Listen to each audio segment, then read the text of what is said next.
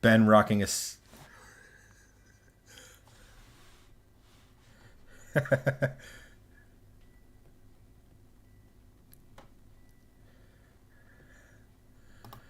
Fiat 500. want to What's fix it going now. on, everybody? Welcome. How we doing? But I just want to fix 1995 Chevy Z71. That's a nice truck. Oh, What else we got? Come on, we got like a bunch of people on. Yeah. Start chatting. Tell us what you got. What cars you go? What cars you're going And on? Or what cars do you yeah, like? and the original What question future was, cars? what future car are you most excited for? So let us know. I've got a couple of ideas Yes. because there was a pretty big announcement today, and maybe we'll talk about that later.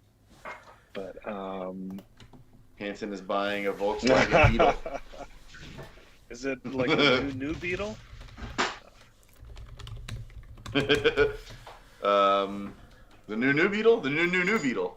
Also, Elliot Alvis just gave us a like on Facebook. Thank you, sir. Good.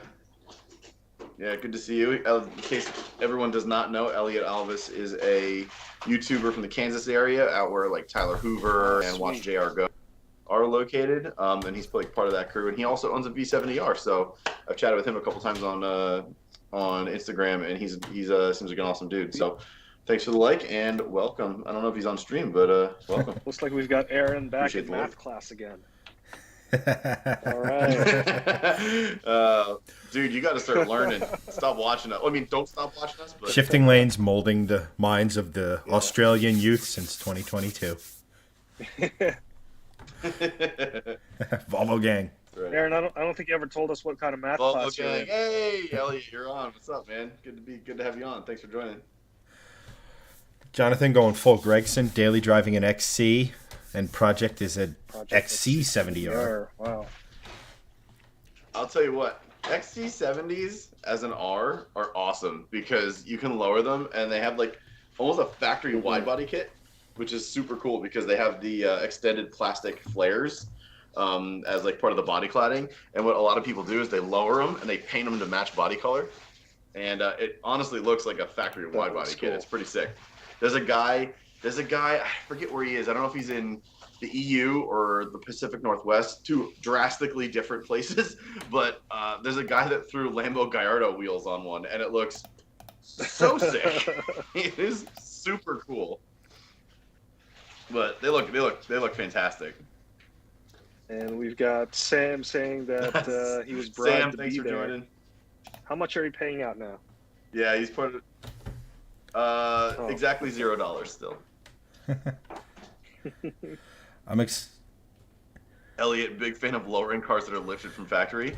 Yes, so are we. That goes along the lines of what we were talking about the other week with every crossover ever should just be lowered, and you just get awesome hatchbacks out of it.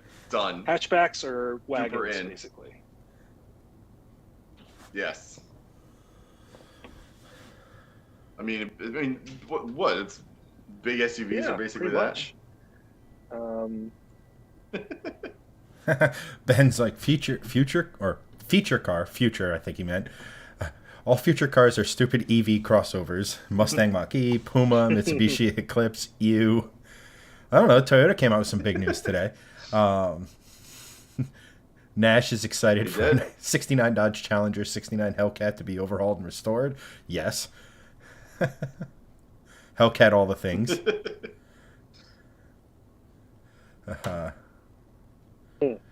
Aaron is learning how to buy shares and calculate the profit and stuff. Is it buy high, sell low? I think that's the saying, right? Yeah. No? Okay. Hanson, are you poor? Yes. I have a question. Are you poor? Yeah, that's the wrong advice, my bro. That's the wrong advice. It is buy Mm, medium, sell medium, and And therefore there you you never go. lose money. Brian in here with a Yeah. 2008 Mustang GT. Mustang gang, what's up? I believe he has successfully not hit any pedestrians, so good for you. Jose's Big ups to not hitting took any an E30 on pedestrians. a canyon run, screeching every turn. Nice. Just be safe Oh, and that sounds stay on the fun. road. Yeah, yeah. Yes, Don't as you don't do. cross Please the no double flying off cliffs. yellows. That would be, Yeah. yeah. Don't be that guy. Jonathan, apparently someone convinced him to lower a 1990 Cherokee. That's uh, I cool. think I that would like look that. cool. That would look really cool. That's frequent pretty dope, viewer man. and To be honest. often commenter Anton, my 1970s, my night or wow, 2017, not 1917 SS sedan, month-long routine of getting new tires, month-long routine. Oh, I thought that meant you said monthly. I'm like, what are you doing, bro? Two rear tires from replaced with 245/20 factory, extreme Mm, contact Michelin. That's the way to go. Connor's watching yeah, us be in a mini window while shifting lanes got us by that's ultimate shifting lanes all the inception. engagement. I love Elliot it. actually said that someone near him has done a lowered VW Beetle Dune, and it looks pretty good. Isn't that just a regular Beetle? At that point, isn't the Beetle Dune just a lifted Beetle? Shouldn't it just be like, they lowered a Beetle Dune? Now it's just a Beetle again. No, don't do that. Just buy a Beetle. I think there's actually some other stuff done to that car, but it's so funny. You buy Yeah. you buy a lifted version and then lower it back. I guess it's the same concept as like the XC70 and the lifted wagon. Just like, well, just buy the regular one at that point. That's one of those cars where, like the newer Beetle, if I'm curious if that's ever going to have some sort of a weird following in the future, because I know that car was supremely unpopular. Well, I mean, like I personally despised it, but it was kind of, I guess a lot of people bought it, but now you don't see them anymore because it's been discontinued. But I'm curious that maybe in the near future, people will buy those and kind of like modify those. That'll be interesting. Yeah, I don't know. I mean, they're basically the They turbo never one. got this. They never got the same uptick with the originals. They tried. And you know what? The No, new Beetle did really nicely in the '90s for them. You know, they sold a shit ton of those, but they never got the same sort of traction as like the people's car or whatever. yeah. But I mean, I guess there was just too much competition at that point. But especially with like the new one, like apparently it was a decent car, but just again, there's way too much competition out there. Nobody bought them. Well, here's the thing: Yeah, if you're gonna get a Golf GTI, just get a Golf GTI because that's what the Turbo Beetle was underneath. So, right. uh, Right. Yeah. But yeah, the Turbo Beetle was pretty cool because it was like lowered and it had like bigger wheels, so it Yeah. actually looked kind of cool. well, not even Tanner Yeah. Faust rallycrossing a Beetle could make the Beetle cool. So, I mean, True. Yeah, that's when it hits that and it doesn't happen. Yeah, it's about time. It's about Yeah. time to kill that platform. let's see here. We got Tony Peru dailying a 2005 E50 Mercedes while building two. Count 'em. E500. E500. Nice. Thank you. Porsche 944 is one for show and one for rally. That's really awesome. That's really Oh, cool. Man. What? dude, so sick. What? Rally 944. That's Yeah. awesome. Yeah, dude. By the way, yeah, Tony, if you have any pictures of those, like DM it to us in our Shifting Lanes Facebook page. Yes, And please. We'll yeah, feature 'em on stream. exactly. Any that goes out to anyone. If you guys have like cars that you guys want to share and you have pictures, DM it to us, and we'll feature it in our next live stream, Yeah, and we'll talk about it. yeah. Sam saying the new Beetle and manual with turbo drives surprisingly well. That doesn't surprise me, honestly. I mean it's a decent platform, like Chad said. It's basically a GTI underneath, so that makes total sense. And then we got Theo. Hi, I've just joined. I'm new around here. How is everyone? What's up, Theo? Thank you so much for joining. Appreciate having you around, and hope you stick around and just chat cars with us, man. Yeah. There was one I wanted to get from back here, but I completely cannot find it.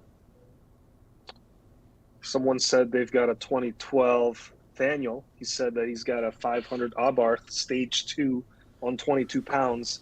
That sounds pretty raucous. That sounds like a riot, actually. Yeah. 500 Abarths are probably my pick for the best city car ever made because they sound fantastic. They And sound pretty they are nuts. super fun to drive. And they're just a really awesome car, to be quite frank. Like they look cool, they sound great, and they're just a good car. But yeah, modded ones of those with even with an extra 25 horsepower to it, like bananas, because they're already quick. Yeah, unfortunately, they don't sell those anymore. Yeah, I'm looking at the used car market for some Abarths, and wow, I think I want to pick some up. They're around 10 grand for a 2013, 2012. Really? Around 70,000 and higher. But we could do a rally project with one of those. yes, exactly. I'm in. So Fiat 500 Abarth. I'm in. Sam, which daily should I mention / list here? I don't know. You have 12 cars, dude. So list your favorite one. Antoine, I'm waiting for the Integra Type S as soon as Acura announces it after Honda puts out the 6th gen Civic Type R later this year. Yeah, actually, that's an interesting point. It's going to happen. They've already announced that there's definitely going to be a Type S variant. So, yeah, I think it'll be really interesting. What I think it'll be really interesting is if they make more power with that or do some special things with it as opposed to the Civic Type R, or if they just pull the Type R platform and bring it in and make it the Type S. So one of our question earlier was which future car are you most excited about? The new Civic Type R is one of the ones I'm pretty excited about because it's a great front-wheel drive platform, and it looks so much better with this new Honda Civic Type platform. All of the fun, none of the ugly. Yeah. Hey, I got a question for chat. Can any of you guys see us or anything? Because it looks like I can't find the video on the Facebook page at all. Just drop us a line in chat if you can see us.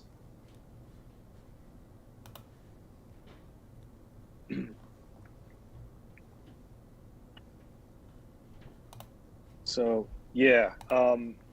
back to the Integra Type S, because it used to be the Integra Type R. Right. And this is where it's going to be kind of confusing, right? So if you have the Honda Civic Type R and you bring it over to Integra, and it's also the Integra Type R, that doesn't really make sense. So I guess it would be Type S. Well, I think they already announced it's going to be a Type S. I think that they said in some journalist somewhere had peppered the team with questions, and they said yes, it's going to be a Type S. Yeah. Okay. Mostly because I think they love your point. I think it's going to be they want the R for the Civic and the S for the Acura, because that's what they've been doing the last like 5-6 years with the Acuras. Is they've been giving them Type S, and especially with the new NSX, they give them the new NSX Type S instead of NSX Type R. So I guess that kind of leaves the door open for a potential Integra Type R in the future, which may potentially be even more badass than the Civic Type R. That would be cool. Yeah. I would like Honda to actually do that with Acura. That would be nice. Yeah. Bold strategy, make it slower, not turbocharged, 9,000 RPM K25. That would be interesting. That's I don't think that's ever going to happen. Of course not. Naturally aspirated cars for more power? I don't know. It's the new thing. That's so very 90s and 2000 of you. Here's an interesting thing from chat. Jose Moreno asks, what were your guys' first cars? Ooh, good question. Yeah, that's a really good question. I think Hansen loses this argument because I know what he had, and it was the worst of the three of us because I know what Chad had. Yeah, so I'll start. Yeah, you go. A 1994 Ford Tempo It was four doors. It was beige. It was like beige exterior, beige interior. It was like plastic fantastic on the inside. When you turn on the headlight switch would eventually melt, and then the switch would be stuck in the on position. So the only way you could turn off the lights is to basically pop open the hood and disconnect the battery. So yeah, there it That's is. That's it ridiculous. right there. It's not my exact one, but yeah, That's a fantastic car. yeah, it Also, was. no, it's not. That's a terrible car. It was That is a terrible terrible. car. I do remember. Um, I do remember driving, and it was getting off of a highway. The like a roundabout, and then I guess the centripetal forces just kind of like got the muffler off the car. I heard like scraping, and all of a sudden the exhaust got really loud. And I checked my rearview mirror. You see this muffler that's just detached, tumbling down the road. that's how I imagine all Ford Tempos dying is something falling out of the bottom and then you looking behind and something tumbling down the road. Probably the engine. That's how I Yeah, imagine all of those cars had died. yeah. No junkyards. Just as they were rolling, they were like, nah, I give up, and then it just goes. So Uh, Sam asked, "Did it blow up?" I don't know if that question was directed to me. It did not blow up. It was traded in for about $500, and I think we've got some other crappy cars. So nice, it was my parents' car, my but they let me have it, so let me drive it. So nice.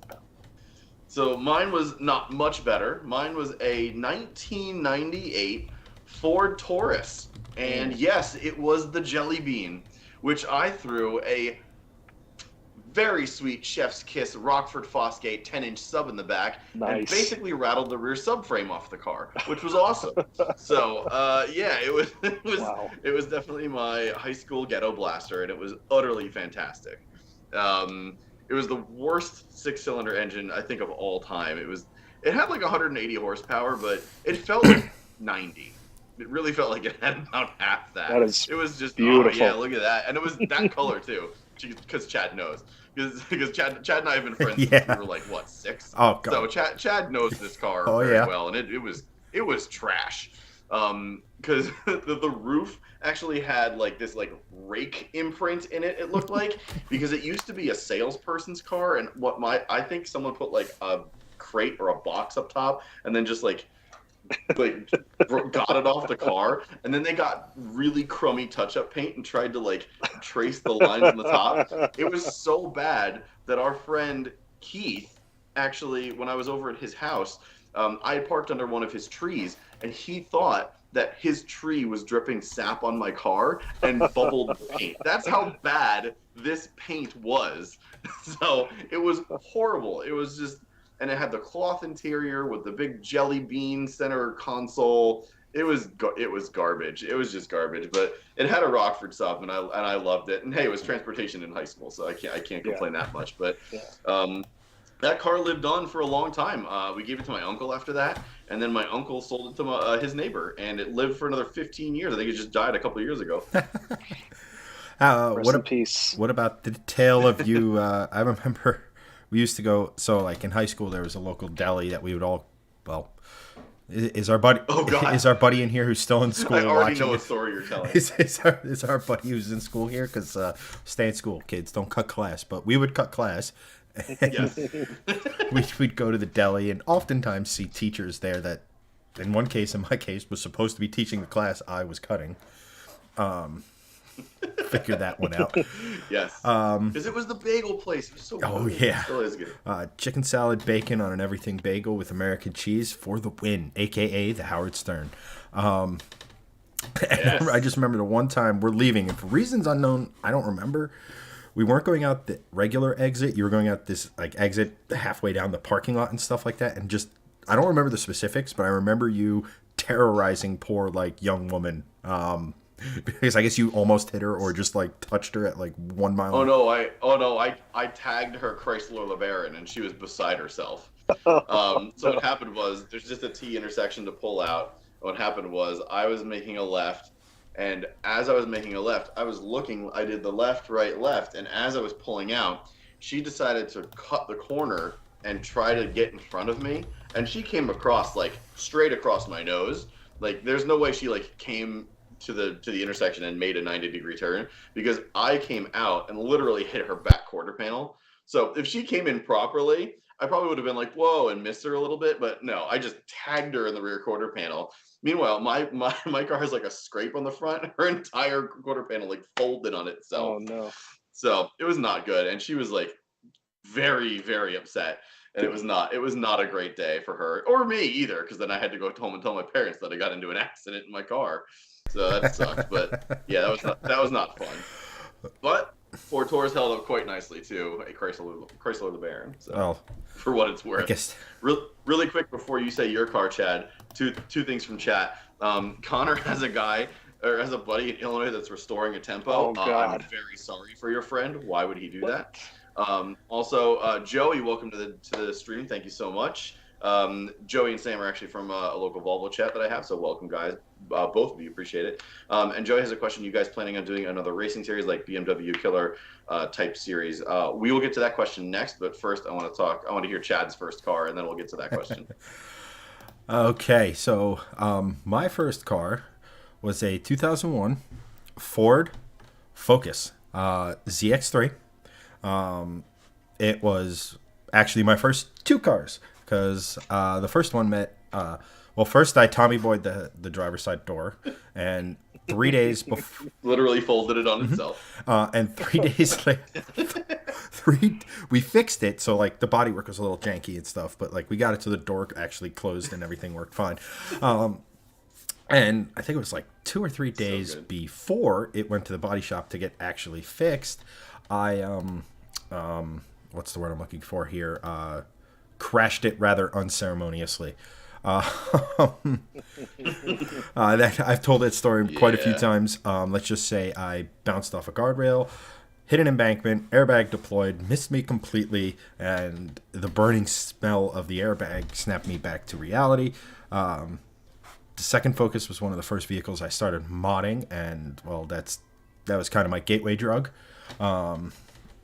to what I'm doing now, and that is, supercharging a Mustang and stuff like that. So the car was actually a ton of fun. I remember one of the actual within the first week of me driving that car, I forget where Greg and I were going, but we were going somewhere and hang out. Like, I don't know if it was to a party or to a local hangout or something, but we were parked on a slight incline, or stopped at a slight incline at a stoplight, and I had been driving manual for a couple weeks at this point.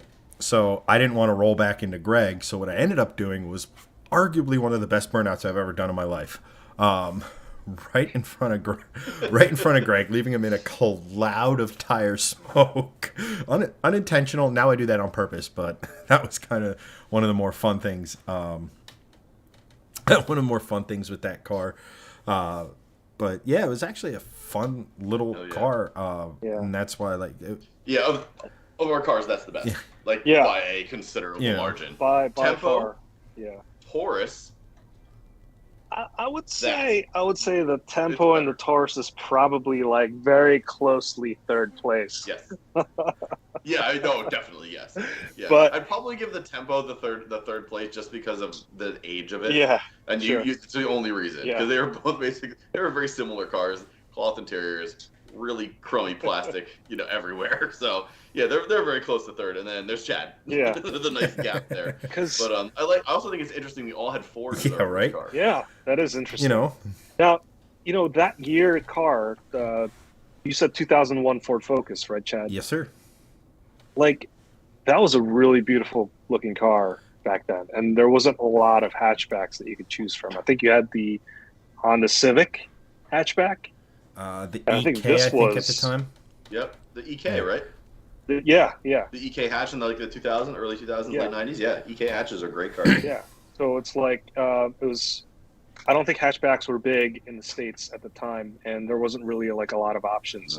But when that came out, I saw that, I was like, wow, that looks really cool. Well, that was one of the cool things about Ford in that era, was that if you think about it, like the Focus kind of ended up looking common, but when it was released, it was like nothing else on the road.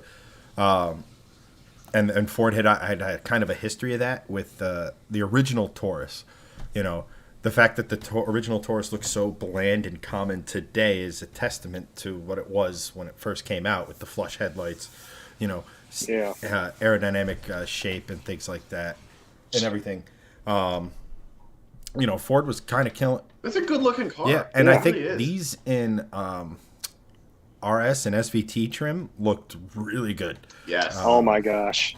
Totally forgot about the SVT trim. The old SVTs Yeah. of those were You know, very good. I know, Chad, you and I were lusting after those things back in high school.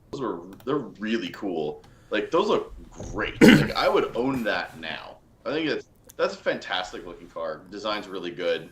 You know, 2-door hatch coupe with, like, I would imagine those are 17s or even 18s on it.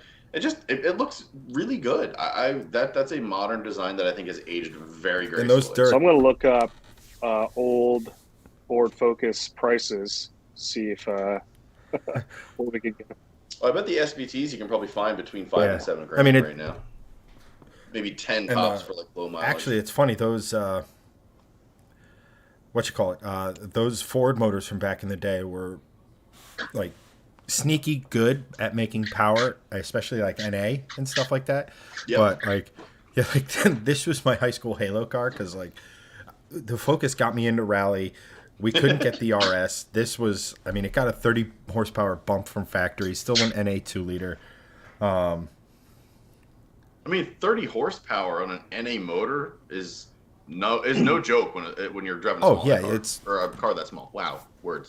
That's So Yeah, I mean, that 30 horsepower Yeah. bump on that is really good. And I'm sure that's a pretty light car. Oh, I'd yeah. imagine that's under 3,000 pounds. I'd imagine it's probably 2,900-ish something. But still, you know, that's like, you know, like throwing, you know, what happens when you throw 20 extra horsepower at an NA Miata oh yeah, really yeah. wakes up, you know. Big difference. You don't have to throw tons of power at cars to make Yeah. them really oh, good. absolutely. And And like, speaking of the Miata, actually, that was the video review that came out today. If you guys haven't seen it yet, Oh, yeah. check out the latest video review all on our Shifting Lanes channel on YouTube.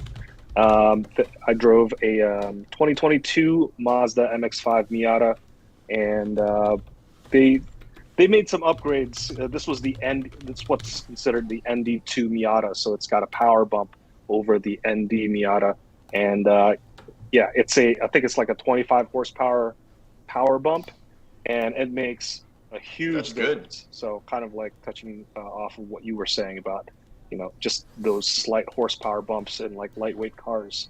Yeah, for sure. But just catching up on. oh yeah, go ahead.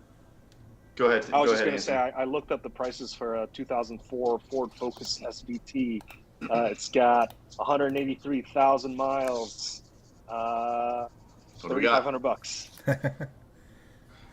Hey, look. We can probably pick one of those up, have the engine Yeah. rebuilt, and like on the cheap, and you're still about like between $5 and $7 depending on how big the engine rebuild is. Yeah. But I mean, look, I'd pick that up. That's a pretty nice car. Catching up on chat, just going back to Joey's question, and Joey, thanks for joining again. And also, hey to Matt from my local Volvo chat as well. Thanks so much for joining, dude. Appreciate it. You guys planning on doing another racing series like BMW Killer type series? Definitely would love to. If we can get some new cars in the next year or two, that would be great. I think that as it stands, I would love to do a Volvo V60 Polestar kills a slightly modified Mustang GT. I think that is something we can definitely do in the short term because we both have those cars and we can definitely make a little bit of a series out of that. And if you're not subscribed, for anyone that's watching, that'll be over on our second channel, Shifting Lanes. So you can go check that out on YouTube. But yeah, we're doing personal car stuff over on that second channel, and I honestly think that that's probably what we can do right now. If we can pick up some other cool cars, we chatted about this on another stream recently about like what sports cars we want to pick up. You know, like some on the list are like C8 Corvette, Jaguar F-Type, C6 Corvette Z06, Lotus Evora, Mustang GT350R. Just some like really cool like modern sports cars that could do that. But like any of those, you could basically turn into, you know, XYZ killer. And quite honestly, like the C6 Z06, you wouldn't need to do anything to it. You can basically just call it the supercar killer, because that's basically what that car was when it came out. It was going up against like Gallardos and Ferrari F430s and just like destroying them, because it's a serious sports car. It really is. And it was going up against the likes of those cars. So, but yeah, we do plan on doing that another time. I think that would be really cool to do. Hopefully the next year or two. Yeah, I think right now, I mean, we have a lot of cars that, like, Greg said it tongue in cheek, but we have kind of a modern Volvo station wagon hang with a slightly modified Mustang. Like, that's pretty dark. I mean, and it's a pretty interesting case with that, in that, I have horse. Unlikeliest of battles. It's an unlikely battle, but it is really interesting from the fact that, okay, I have a fairly significant horsepower advantage.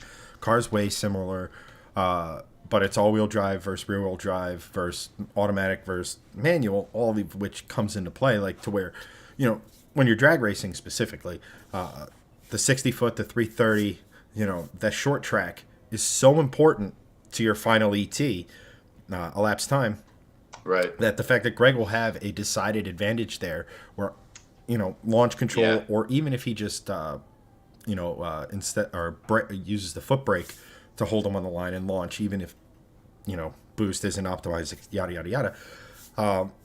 It's a fairly simple process, where for me to launch a manual correctly, you have to accelerate with the clutch pedal. So hold the throttle and then slowly lift the clutch, but almost slip it on purpose to get a good launch. Because if you just dump it, you end up with what I was doing the last time we were at the track, right. And that is just spinning all over the place.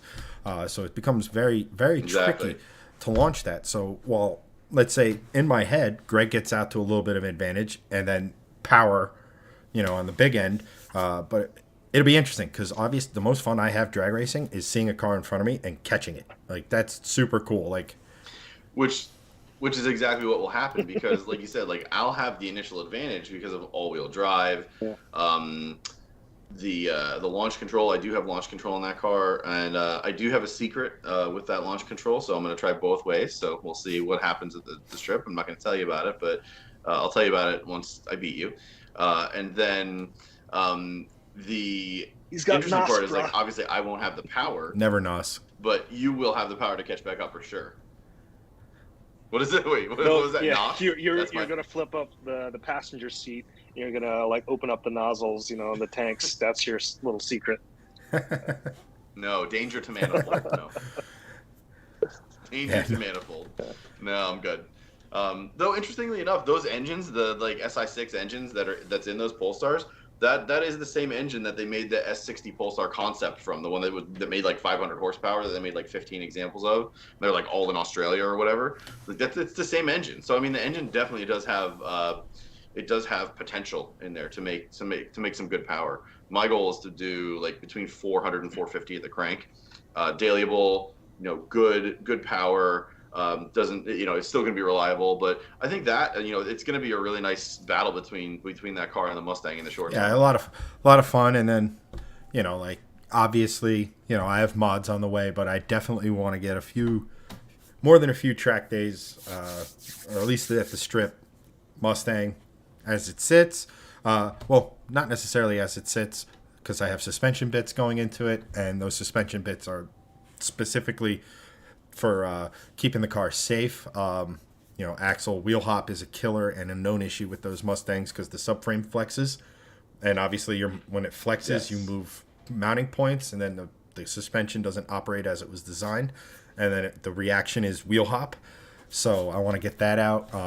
Just because we're back there, we're putting in the 1500 horsepower axles, because you're taking everything apart. It just makes sense to put it in there. But all that stuff is designed to help me either get off the line, or more specifically, just, no wheel hop, because wheel hop breaks things, and it's obviously not the fastest way to do it. By the way, we got some questions in the chat.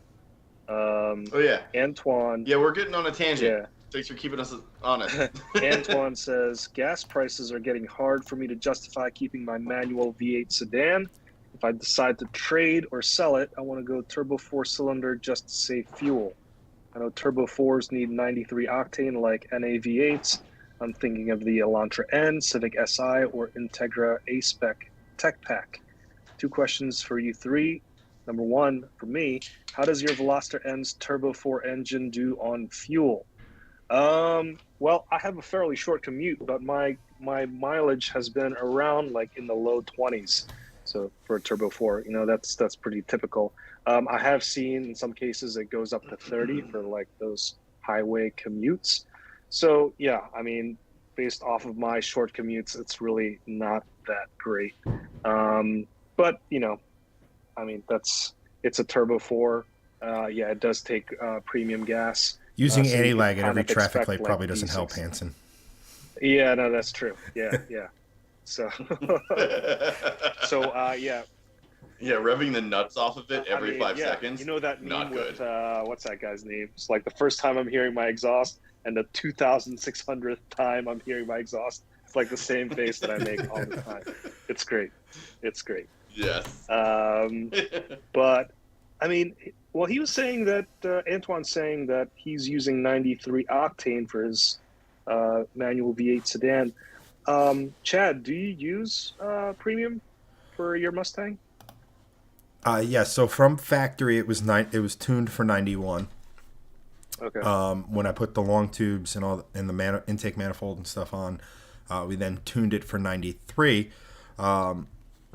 Most, if not all, cars that come out that require premium fuel in the United States you're good to run on 91 if it's available in your area. If you don't have tunes that mess with like the ignition timing and everything like that, you can run 93. It prefers 93, but 91 is completely safe.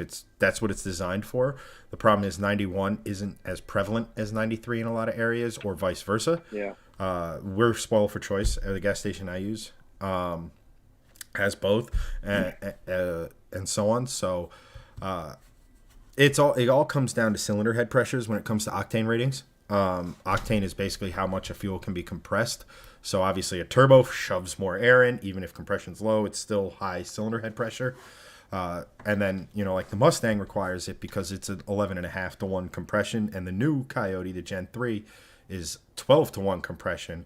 And it actually, without getting super nerdy, is more efficient, not at saving fuel, but more efficient at turning total cubic capacity into usable torque than the V12 in, I think, the V12 Ferrari. Like that's how good Ford's getting with their engines. It's BMEP or something like that is the exact thing. But not to get too far off on a tangent, it depends on the car because there's a lot of like truck motors that run on regular because to use the Coyote as an example again, Coyote's also in F-150 pickup trucks, but it's at I think 10.5 to 1 compression, so less cylinder pressure means you can run lower octane. It's why turbocharged cars respond really, really, really well to E85 because you can increase that cylinder pressure with boost and shove E85 in there, and that's you're making a lot more power and things of that nature. I also think Anton's second question, just real quick. All three of you, in your opinion, should I keep the V8 and hold out for gas prices to drop, or take a chance on a Turbo 4? That comes down to me personally. Obviously, gas is a thing that probably is going to continue to get more and more expensive. Maybe not to the extent it did this year, but over time, just because it's over time it will. Yeah. Obviously getting more difficult to extract it. Governments are kind of not a big fan Not true. of it. It's getting easier to extract it actually because of fracking. But the point of it is that there's a lot of factors involved. Yeah, there's a lot of factors Yeah. involved with that. But the big thing is right now in the here and now is look at what it costs you per month to run the vehicle, right? So, for example, you have things to consider in your old car like maintenance. You might have to replace some parts due to age, all this other stuff that factors into it, plus your gas bill. But that still might be cheaper per month than if you were, say, going to finance a brand new car. That might save you on fuel. So your cost per month might even out or even be better by keeping the older car or something like that. So that's, for me, that's where it would go, is do a price per month analysis, look at what things are going to cost you, and then that'll kind of tell the tale. you also have to look into what kind of commute you have too, because if you're doing mostly highway miles, I mean, the difference between an NA V8 and a Turbo 4 is going to be negligible depending on the car and the weight of the car too. So if you look at like Hanson's Veloster N, I think what's your highway mileage, like 26 on a good day? It's around there, 26, 28. Right. And that's the same as basically the WRXs, the Focus RSs, the Focus ST, like any of those, even GTI, you can probably get maybe up near 30. But a V8 on the highway can still do 25 to 30 mpg because your engine is working a lot easier. A Turbo 4 is working a lot harder to pull your car than a big V8 is. So it depends on the car, depends on the commute. If you're doing a ton of highway miles, well, you have to do an MPG analysis of both cars. Yeah. And you have to do a real world MPG analysis, because if you're not doing that, well, then that's where the majority of your miles are coming from. If you're doing a very short commute, Turbo 4 might be a little bit better because you might get 18 mpg to the V8's 15. So you will save over time with that mpg thing. So you really you have to look at everything that Chaz said, everything Hanson said, but also you do have to look at the performance of each car as it comes to a commuter's perspective as well. Yeah, that's kind of a tough question because there's a lot of factors involved. But yeah, like how old is the V8 sedan?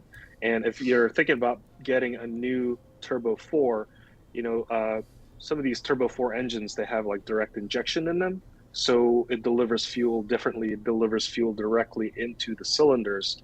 So basically, you get a couple of benefits there. You have kind of like a cleaner burn. It's a more efficient burn, so that you're extracting more energy out of it. You're producing more torque, and your efficiency is going to improve. But the downside to that is that you're going to have more carbon buildup on your intake valves. Some other cars have kind of like a combination of like direct and port injection. So, you got to think about kind of like long-term reliability. Right now, it's going to work pretty well, but like over 100,000 miles, it really depends on how long you plan on keeping it. There might be some other upkeep things that you have to do. Whereas like the older V8 engine, that's most likely a port injection. So, you're not going to have those carbon buildup on the valves.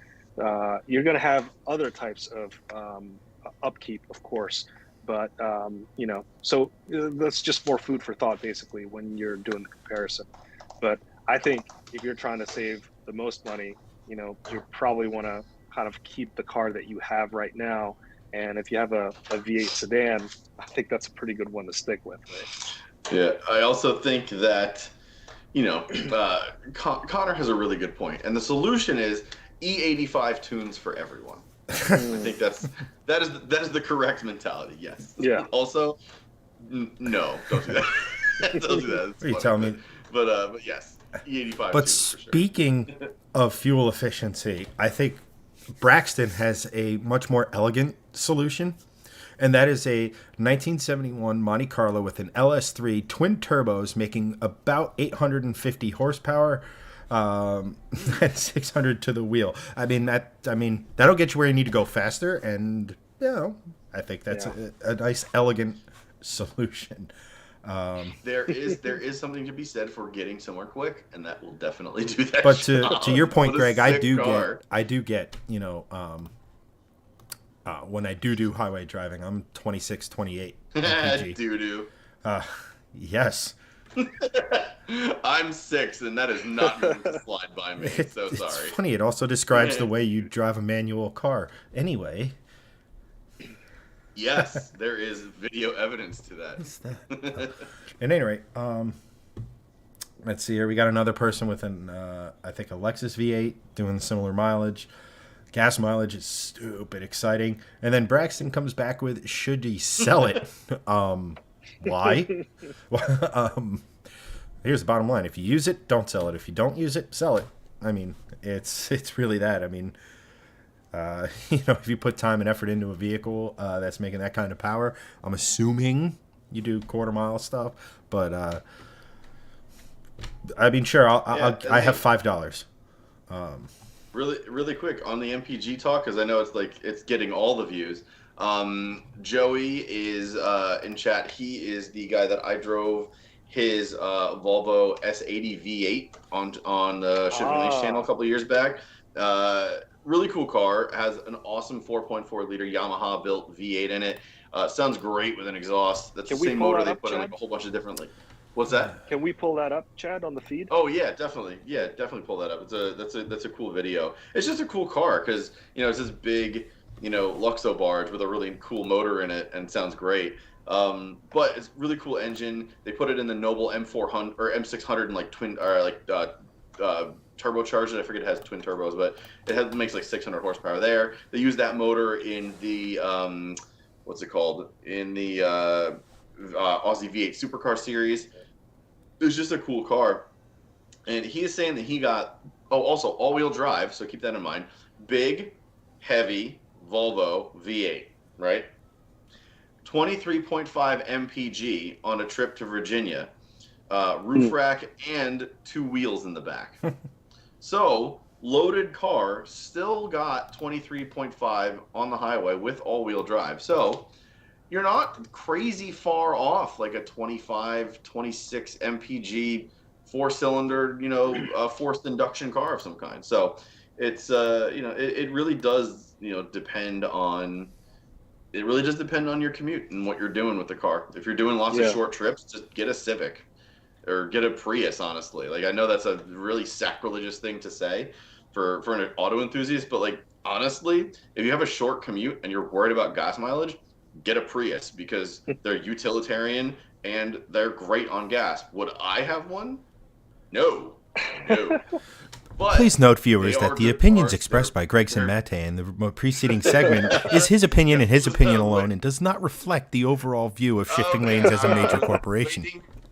How do you have this memorized? Yeah. I was waiting for the disclaimer bullshit to come down next. But honestly, like you could get Civic, whatever, a small, economical car. Like, just get that. Seriously. I'll echo that sentiment, considering that someone's sitting in math class right now learning about buying stocks and like saving money and stuff like that. If like you're hopefully everyone has like a long life. We'll be able to hopefully drive so many different cars during our lifetime, which is. I'm really looking forward to that. I've been able to drive a lot of cars, and I'm really looking forward to all the different cars that I'm going to be driving for the rest of my life. It's a weird thing I'm looking forward to.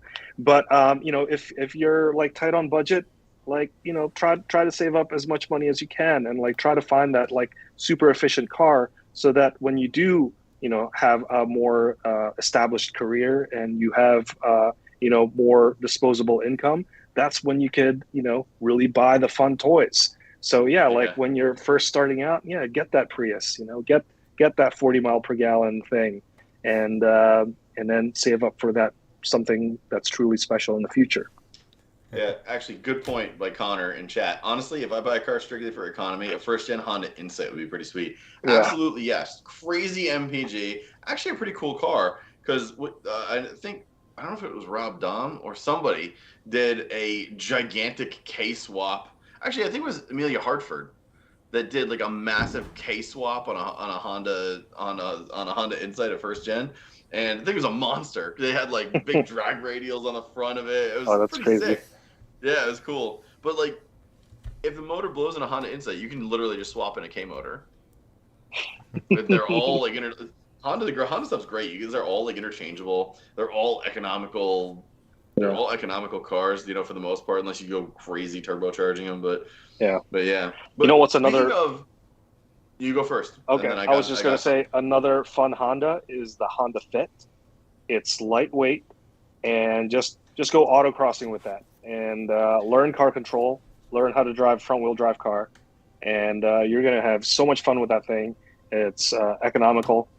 Cheap to operate, and then after you're done with that, find a rear-wheel drive platform that's also cheap, like a BRZ 86, and then learn that, and then move on up. Chad and I actually had a conversation a couple of years back about Honda Fits.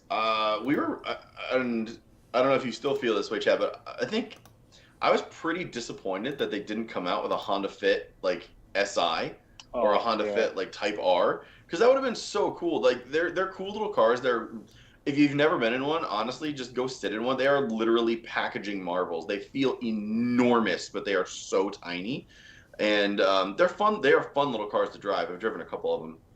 But yeah, honestly, if they'd made like a Honda Fit SI in it for the States, or a Honda Fit Type R, I think that would have been really cool. I have absolutely no idea what you're talking about. I thought we had talked about like buying a Fit and then like K-swapping it, like with a K20 or something like that. I talked about buying a 510 and K-swapping it. This was a long time ago. This was like before shifting lanes a long time ago. Oh yeah, before shifting lanes, my memory's crap. Like, there's no shot of remembering much. But speaking of small, cool hatchbacks, Toyota dropped really cool news today. Ah, yes. Toyota GR Corolla will be unveiled by the end of this week. Thursday, it'll be on the March 31st. March 31st, they're unveiling it. And this is huge news here in the U.S. because we didn't get the Yaris, GR Yaris, which is just already a legend. And we have confirmation it's going to be all-wheel drive. The Corolla is going to be all-wheel drive. And it has GR4 embossed in the car. So, sort of like an old, what was it, GT4, like the Celica GT4. Yeah. So an old throwback to kind of like the old Celicas. So GR Corolla coming the end of this week. And if it's good, guess who's going to be there? Is it you? Me. I'm going to be there. What has two thumbs and isn't going to be there? This guy. Yeah. No, it'll be Thursday, March 31st. It'll be out in Long Beach. That's awesome. And we don't know the name of it yet. Everyone's thinking that it's going to be called GR Corolla. All the teasers have shown, anytime they're showing a new car of like the GR86, there's always like this car just sitting in the background, just kind of like lurking. And it has a Corolla body and it has that camouflage paint on it.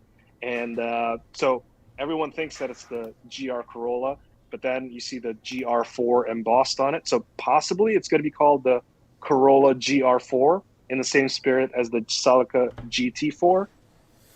Yeah. Don't know. It could just be called the GR4. I'm not really sure. But those yeah. brake calipers look sweet. Right? But yeah, 1.6 liter turbocharged 3-cylinder engine, 257 horsepower, all-wheel drive. I mean, this thing is going to be the new turbo all-wheel drive king, because it's also going to be the worst turbocharged four-wheel drive car, because it's going to be like the only. What? Well, no, what I'm saying is it's going to be the best and the worst because it's the only one. Because no more STI, no more. Yeah. I mean, the WRX is still going to be there. Oh yeah, but, true.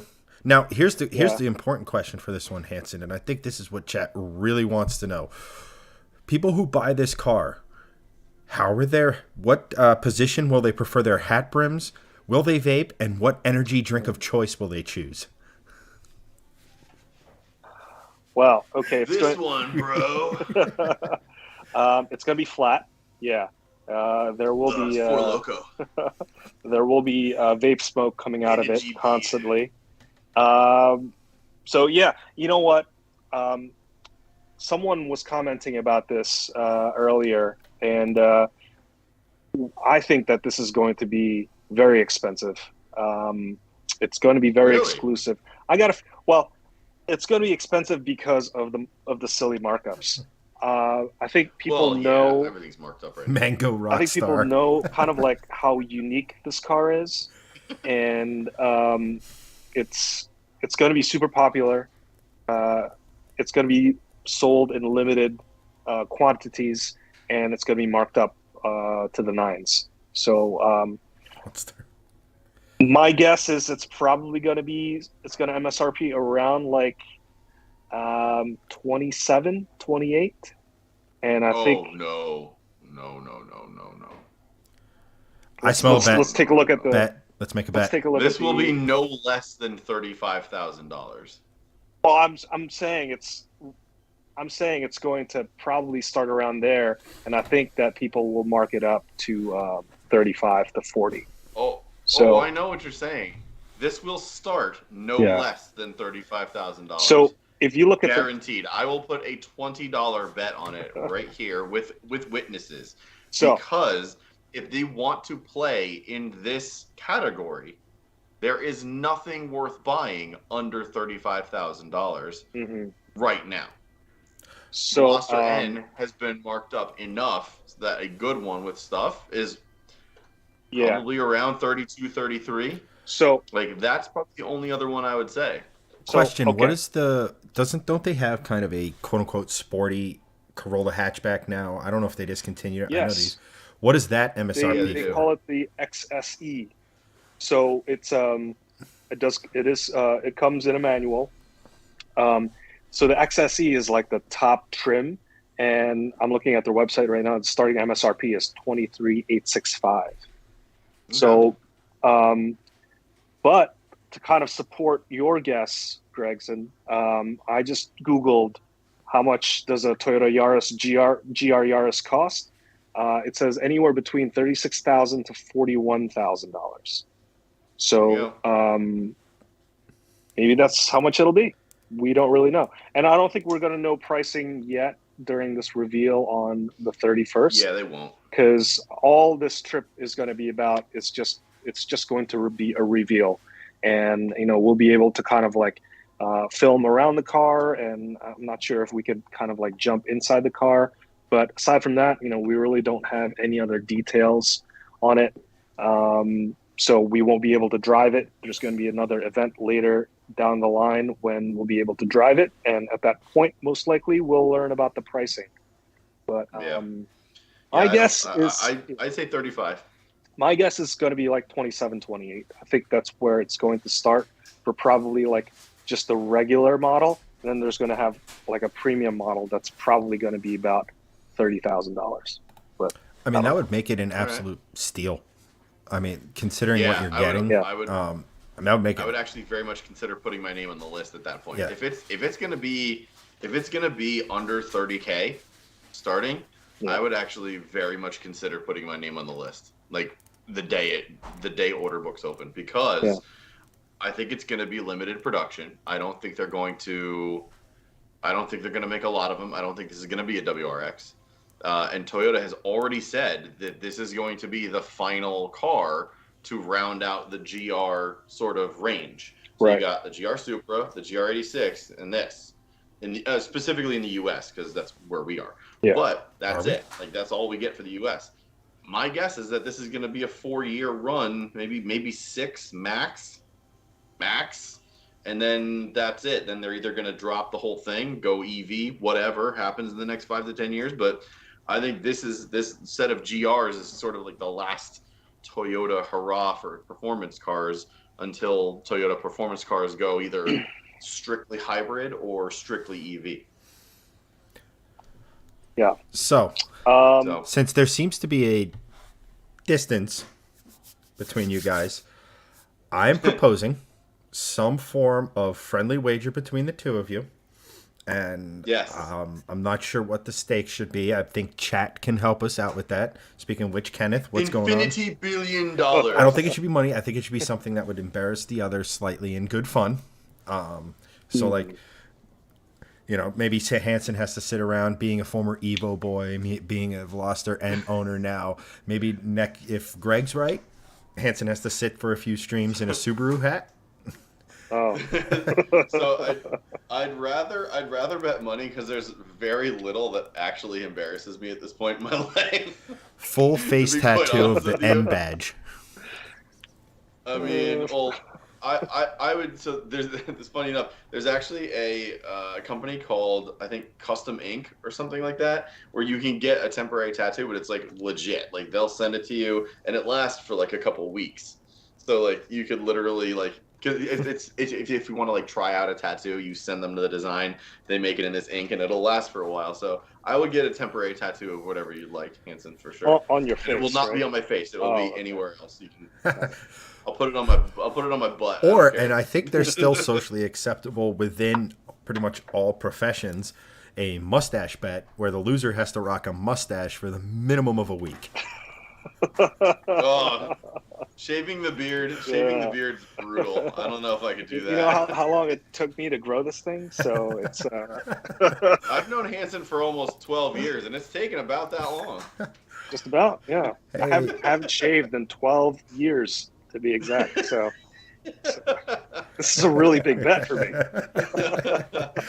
Hey, Mark Anthony, late again. I feel like yes, with an hour in Kenneth is also early late. for you, but welcome. Yeah. Have fun. Yeah, Mark joined in earlier this time. You caught us at like a 2-hour mark last time, man. Welcome, and and welcome to Kenneth as well. Thanks for hopping in. Glad you guys I mean, the beard shaving is. I don't know. Would you do the beard shaving? I don't think I would. I don't think so. No. I'm not embarrassed by it. It's just, Yeah. So Antoine says, let's take final guesses on what the final power output is going to be. This is for the GR4. Original rumors have suggested 257 to 260 horsepower, and later report says 296 horsepower.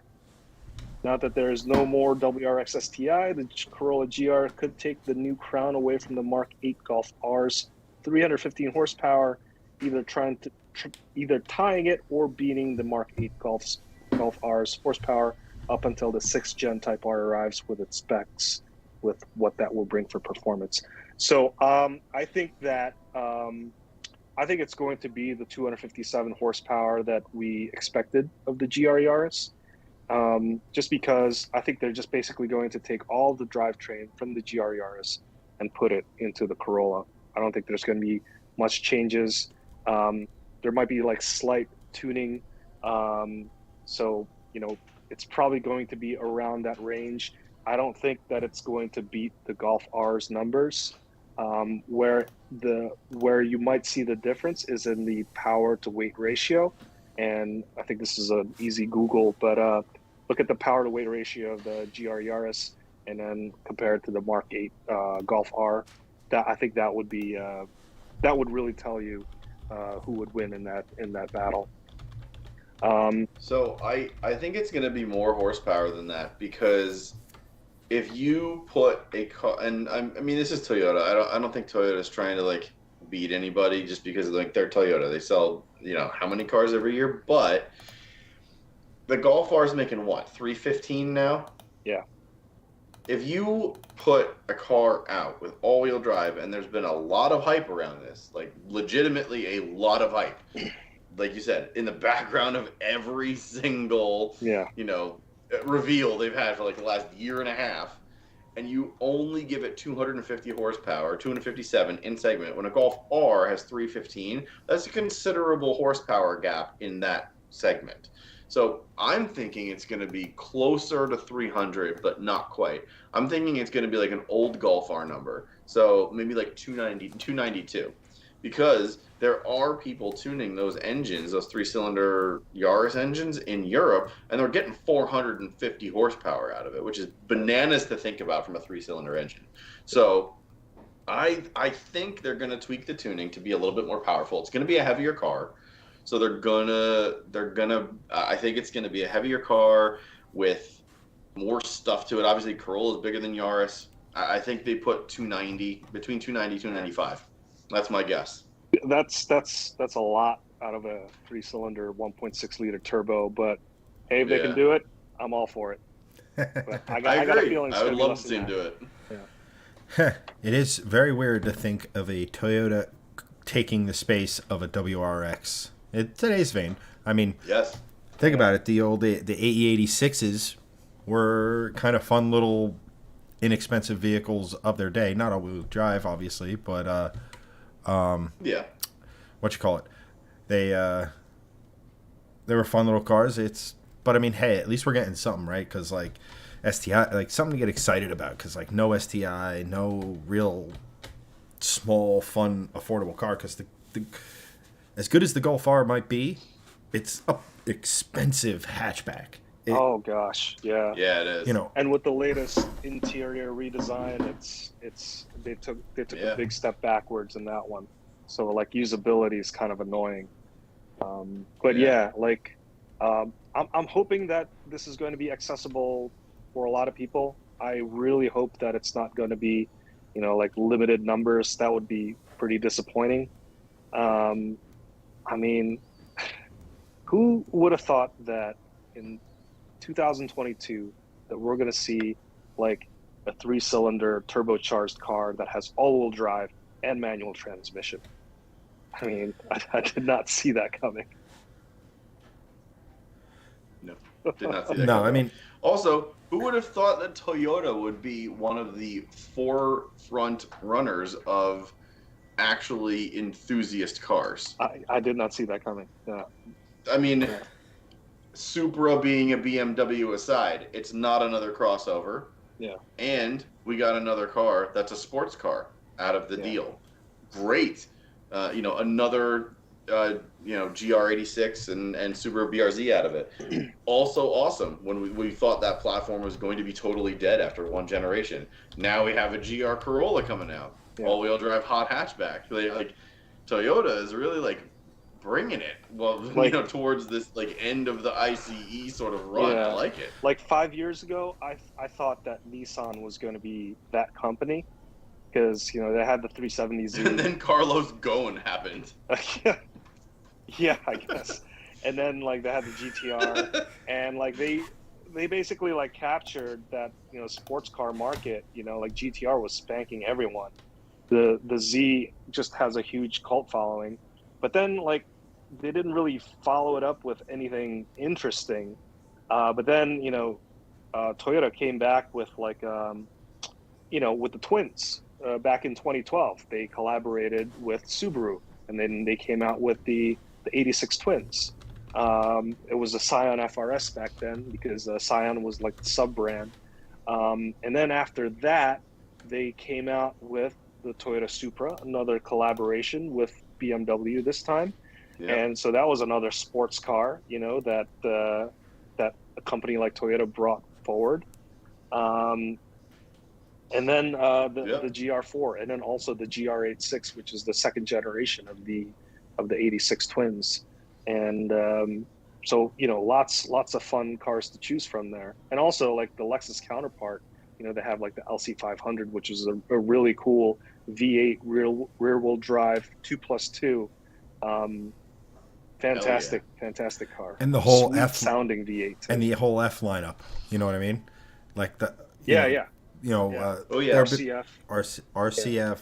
GSF, ISF, or IS500. Sorry. Yeah, F Sport Performance, whatever the way too long name is. Yeah. So, Christian McGraw brings up a good point. Like, would they need to definitely be closer to 300 horsepower with how heavy one of these, with 4 doors, heavy heated leather, et cetera, et cetera, et cetera. So I just did some quick looking.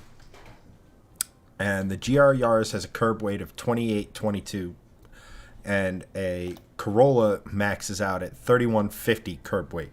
So you figure an extra 200 to 400 pounds, hopefully not that much, but probably somewhere around 300 pounds for that. So I'd put it at 34-ish 100 pounds.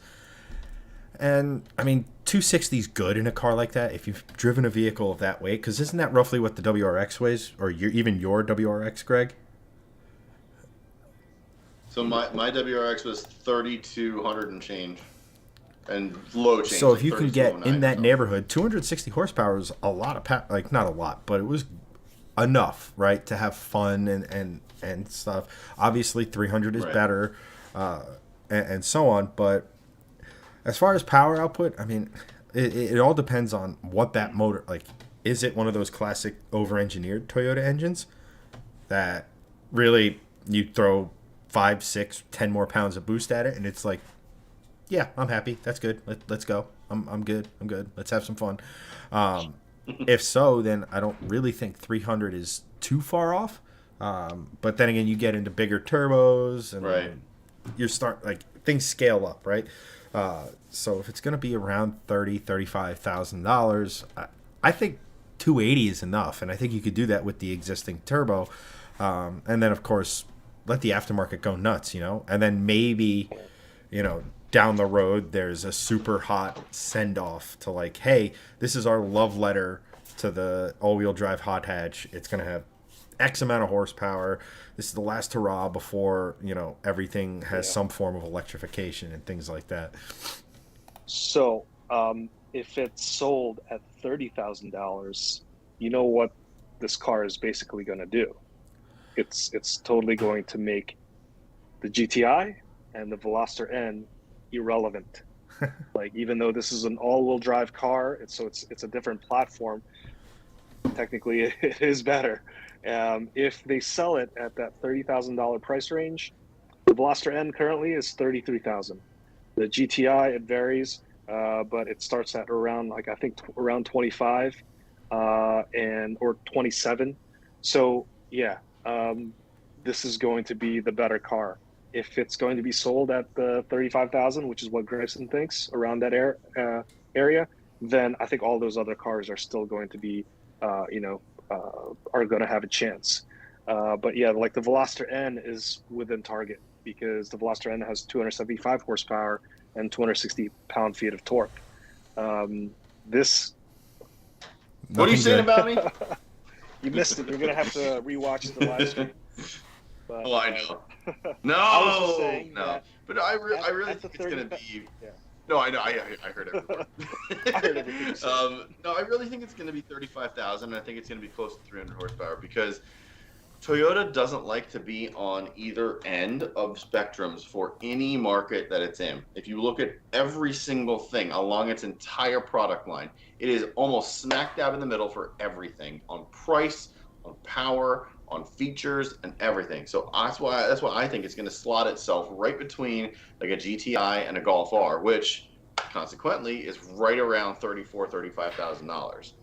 But I think it's going to also make sure that it's a little bit more premium than the Hyundai or Hyundai. I can't pronounce that. I can never freaking pronounce that ever correctly because I just never can. It depends anyway, on whether I think it's going to be slotted up. US. All true, but I always say Hyundai, and everyone says no, it's Hyundai, and I'm like, whatever you call it, it's a Veloster. Jaguar. That's what it is. Jaguar, yes, aluminium, whatever. But I really think it's going to be positioned as from a strategic standpoint. Toyota positioning it above the Veloster N makes more sense. So that's why I think it's going to be 35 because Toyota as a brand, it doesn't want to come in and undercut that because they think they think their brand is better. So I think it's going to be 35. That's kind of where I'm at too. Like it just between the hype of it all and like what it's providing. Yeah, it's been a lot. And what it's providing and what the GR Yaris already is capable of doing. I feel like if you can keep the power to weight ratio the same, I think it's a $35,000 car all day long. Which again is when you compare it to what the average cost of a vehicle is, that's a bargain. Because I think with all the things that have been going on over the last year and change, the average purchase price of a new vehicle in this country, the United States, I think is 36, 37. It might even be a little higher than that. Holy cow! So Jesus. Oh, right now with market inflation, it's 43.5. Oh no! Is the average price of a new car? Gregflation. It's a lot. That's rough. So Gregflation. Blame me. It's all my fault. $35,000, $36,000, $37,000. That is cheaper than the average car you can buy right now, and for the capability of it, and it's literally an all-day daily driver fun mobile. Pick a situation, this thing can do it type of a deal. I think it's a bargain, and given that all that plus the severe lack of a real all-wheel drive rival that isn't the Golf R, because you start throwing options at a Golf R and the price goes way up. So it's I don't know. I think Good man, Mark. Hey man, if the $500 ship boxes are a lot of fun because there's just that beautiful Yes, element of, they are. I don't care. I mean, That's right. I could just go get another one. I'll go to the It's $500 car $500. vending machine. But Antoine asks, It's not Carvana at that point. It's wasn't the Turbana. mid-cycle refresh Supra with the manual transmission supposed to be revealed today? I didn't hear anything about that. But yeah, But that is I didn't hear anything about but that. that is definitely gonna happen.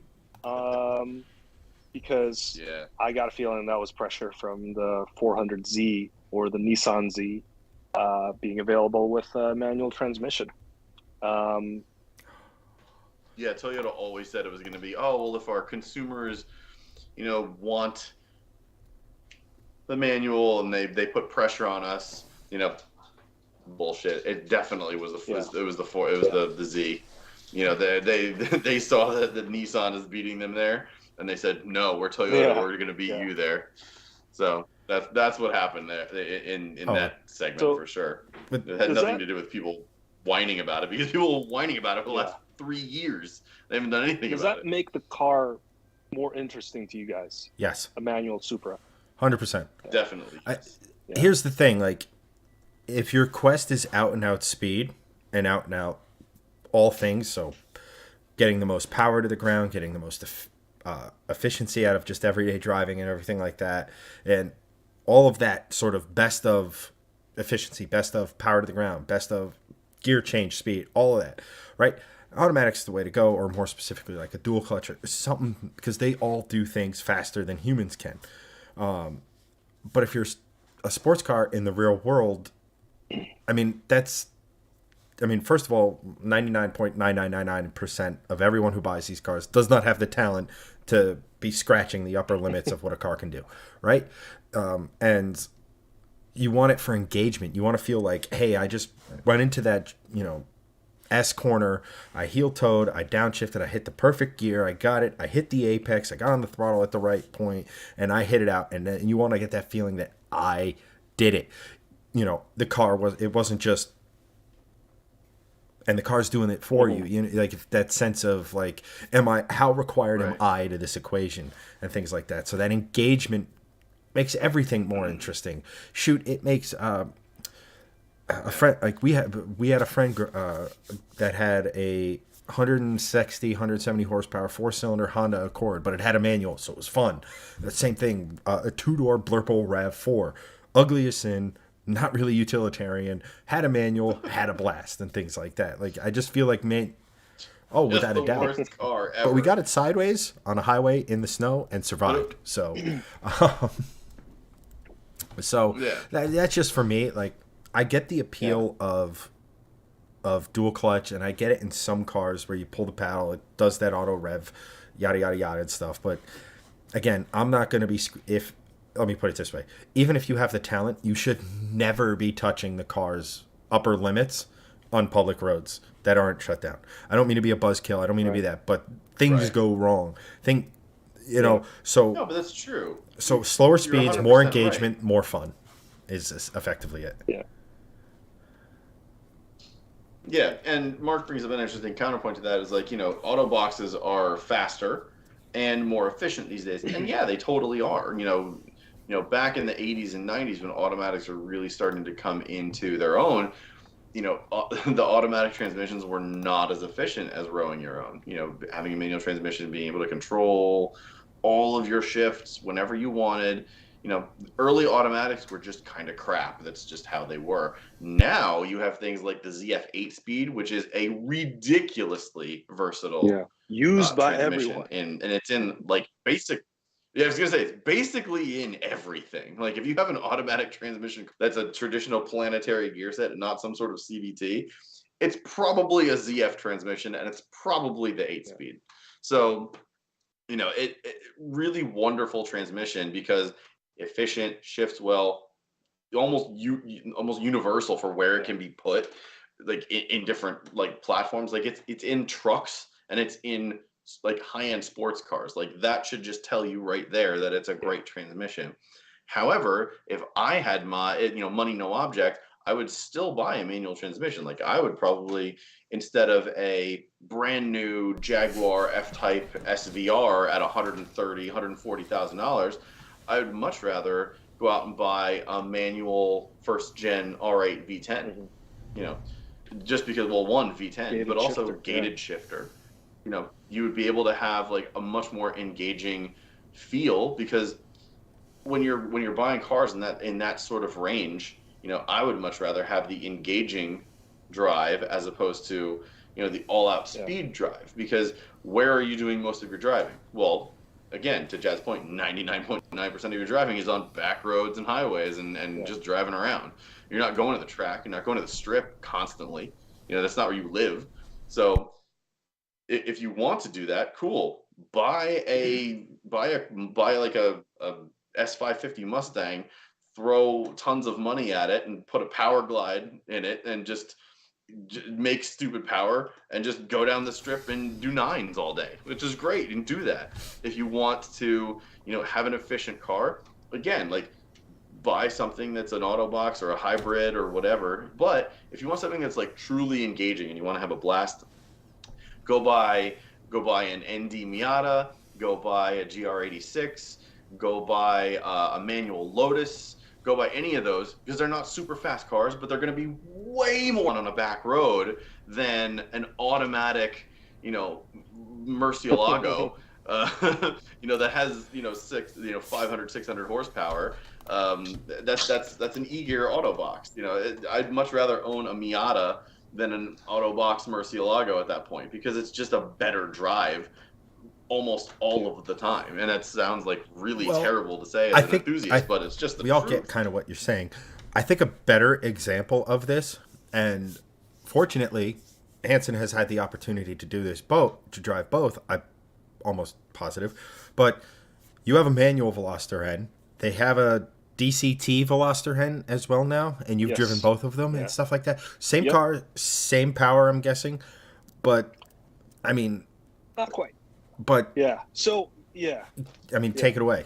Go ahead, finish your thought. Well, no, I'm just saying, like, instead of like a Miata to a Mercy, which is slightly, I mean, NA Miatas are crazy expensive right now, but they're not quite at Mercy levels yet. Well, I went that far in the spectrum because I feel like a Miata manual is a better drive on a back road than a but now we have Velocitors that have both transmissions, and they're both similar, that back road Carver. So effectively, which one's better? I've driven both, tested both. There's a review on our YouTube channel comparing both of them, and they feel like two totally different cars. And if you are going for, like, if you're trying to set records, if you're trying to set the fastest times, go with the dual clutch transmission, because it comes with that 8-speed dual clutch transmission. It shifts so lightning fast, and because the transmission is basically robotized, the computer, they've done some really fascinating things with the engine tuning and also like the software. So basically, there's this mode called N-Grin Shift, and this is the craziest thing ever. You press that, and it gives you like a 20-second countdown, 20-second timer, where the engine is making like 7% more boost or 7% more torque. So, like, if you were to equate it to like a video game moment, it's almost the same like when you're pressing that nitro boost function. And it gives you like 20 seconds of that, and presumably that's because you don't want to overheat the turbos, because you're putting out more pressure, you're cranking out more pressures. It sounds like push to pass. It's basically like that. And there's other things too, like there's this thing called N-Track Sense, so it can sense how much throttle you're pressing in. So if you're just like cruising, your throttle's at 50%. you're going to go into like kind of like a normal shifting profile. But if your throttle is at like 90 or 100%, it's going to almost like power shift so that your shift times are much quicker. So as a result, your Mm. 0 to 60 times are faster. And also you're making that, more boost, so higher amount of torque. So the DCT version of that car is going to be more quick than the manual transmission. But that being said, because I own a manual transmission version of this car, I still take that manual transmission 9 times out of 10, just because it's so much more engaging. Yeah. I don't care about setting records when I'm driving out in public roads. I care more about the engaging nature of driving. I love driving, and I love to roll my own gears. And with the DCT, there's kind of like that soulless feel to it, you know. And one other bonus with a manual transmission, you could you could be anywhere in the rev range, right? You could be in second gear driving around 40, 50 miles per hour, and you're at like 5,000 RPMs and it's super loud. With the AKA good DCT, neighbor you mode. you kind of have to yeah, with the DCT, you kind of have to manually go back to you got to keep yourself in that lower gear. And sound wise, it's like it's not as much fun because they just try to upshift as quickly as possible when you're accelerating. So, it's really, it really depends on what you're looking for. If you're trying to set like the fastest records, dual clutch transmission. If you're trying to have fun, manual transmission. Yeah, I agree with Oh, that. 110%. And let's face it, we don't get into cars because we didn't get into cars thinking, all right, I'm going to make this set a lap record or go the fastest CT or whatever. And like, we get it for fun. We like looking at it. We like Yeah. hearing it. We like the feeling it gives us literally in the seat of our pants as we go around, corners or accelerate hard. It's that visceral experience.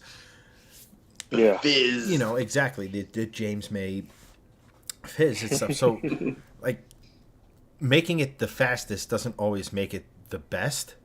Um, it's kind of like a measuring contest. The manufacturers want to be able to go down the bar and be like, you know, Hyundai can go to Volkswagen and be like, we're smoking you with 30 less horsepower and blah blah blah blah blah or whatever, and we lowered our 0 to 60 by 0.2 of a second and all this stuff that really is unnecessary. It's not what the end. It's when you go and test drive a car. It's not like, okay, you know Yeah. what? Today we're going to test drive this over at New Jersey Motorsports Park because I want to set the fastest front wheel drive lap time that's ever been tested there. Blah blah blah.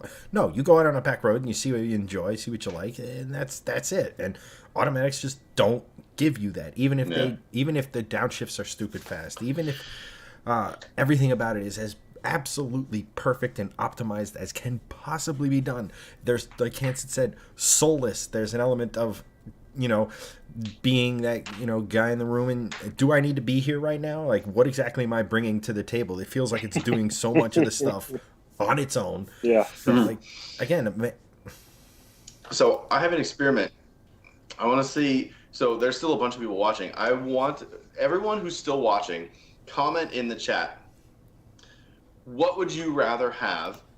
Not money, no object. Like just right now, with as you are living, would you rather have a manual or would you rather have an automatic? I'm really interested to see who would choose which side, and it could be for anything. Just doesn't matter like what it is. Just in general, overall, would you rather have a manual or an automatic? Could be daily driver, could be sports car, could be whatever. I'm just curious who's in manual camp, who's in automatic camp. Let's see. So everyone who's still watching, comment in the chat. Just say manual or auto, either or. I'm curious as to what you guys or whoever's still watching is still going to say for any of that. Personally, I think it's pretty clear that all three of us are in the manual camp for fun sakes. But for me, I would much rather take an auto as a daily driver, as a person that's done both daily, both a manual and an auto. Dailying a manual wasn't bad. It really wasn't. However, I'd still just prefer an auto because it's just, again, it's ease of use, and if it's for commuter purposes, that's for me. regardless of that, I'd still say manual. Yeah. Lou, manual, and I like to smell the fumes. That's good. I like the joie de vivre you added to manual. I like that, Lou. That's very good. Automatic because False. Chad won't teach me how False. to drive I a offer manual. almost hourly to the Courtney, point of yes. annoyance. Good girl. Good But- girl. Yeah. Yes. Keep automatic going just to spite Chad. Spiting Chad is an excellent endeavor. I very much appreciate that, and you should I absolutely mean, continue to be that. fair, they don't make a Ram 2500 with a manual, so it's not really that important. And I understand that's insider knowledge, but that's Courtney's dream car, or truck. So So it seems like everyone still watching is pretty much in the manual camp. Other than Courtney, just out of Chad hatred, which I very much approve of, which is just fantastic. But yeah, I mean, that's what I thought was going to kind of be the answer. So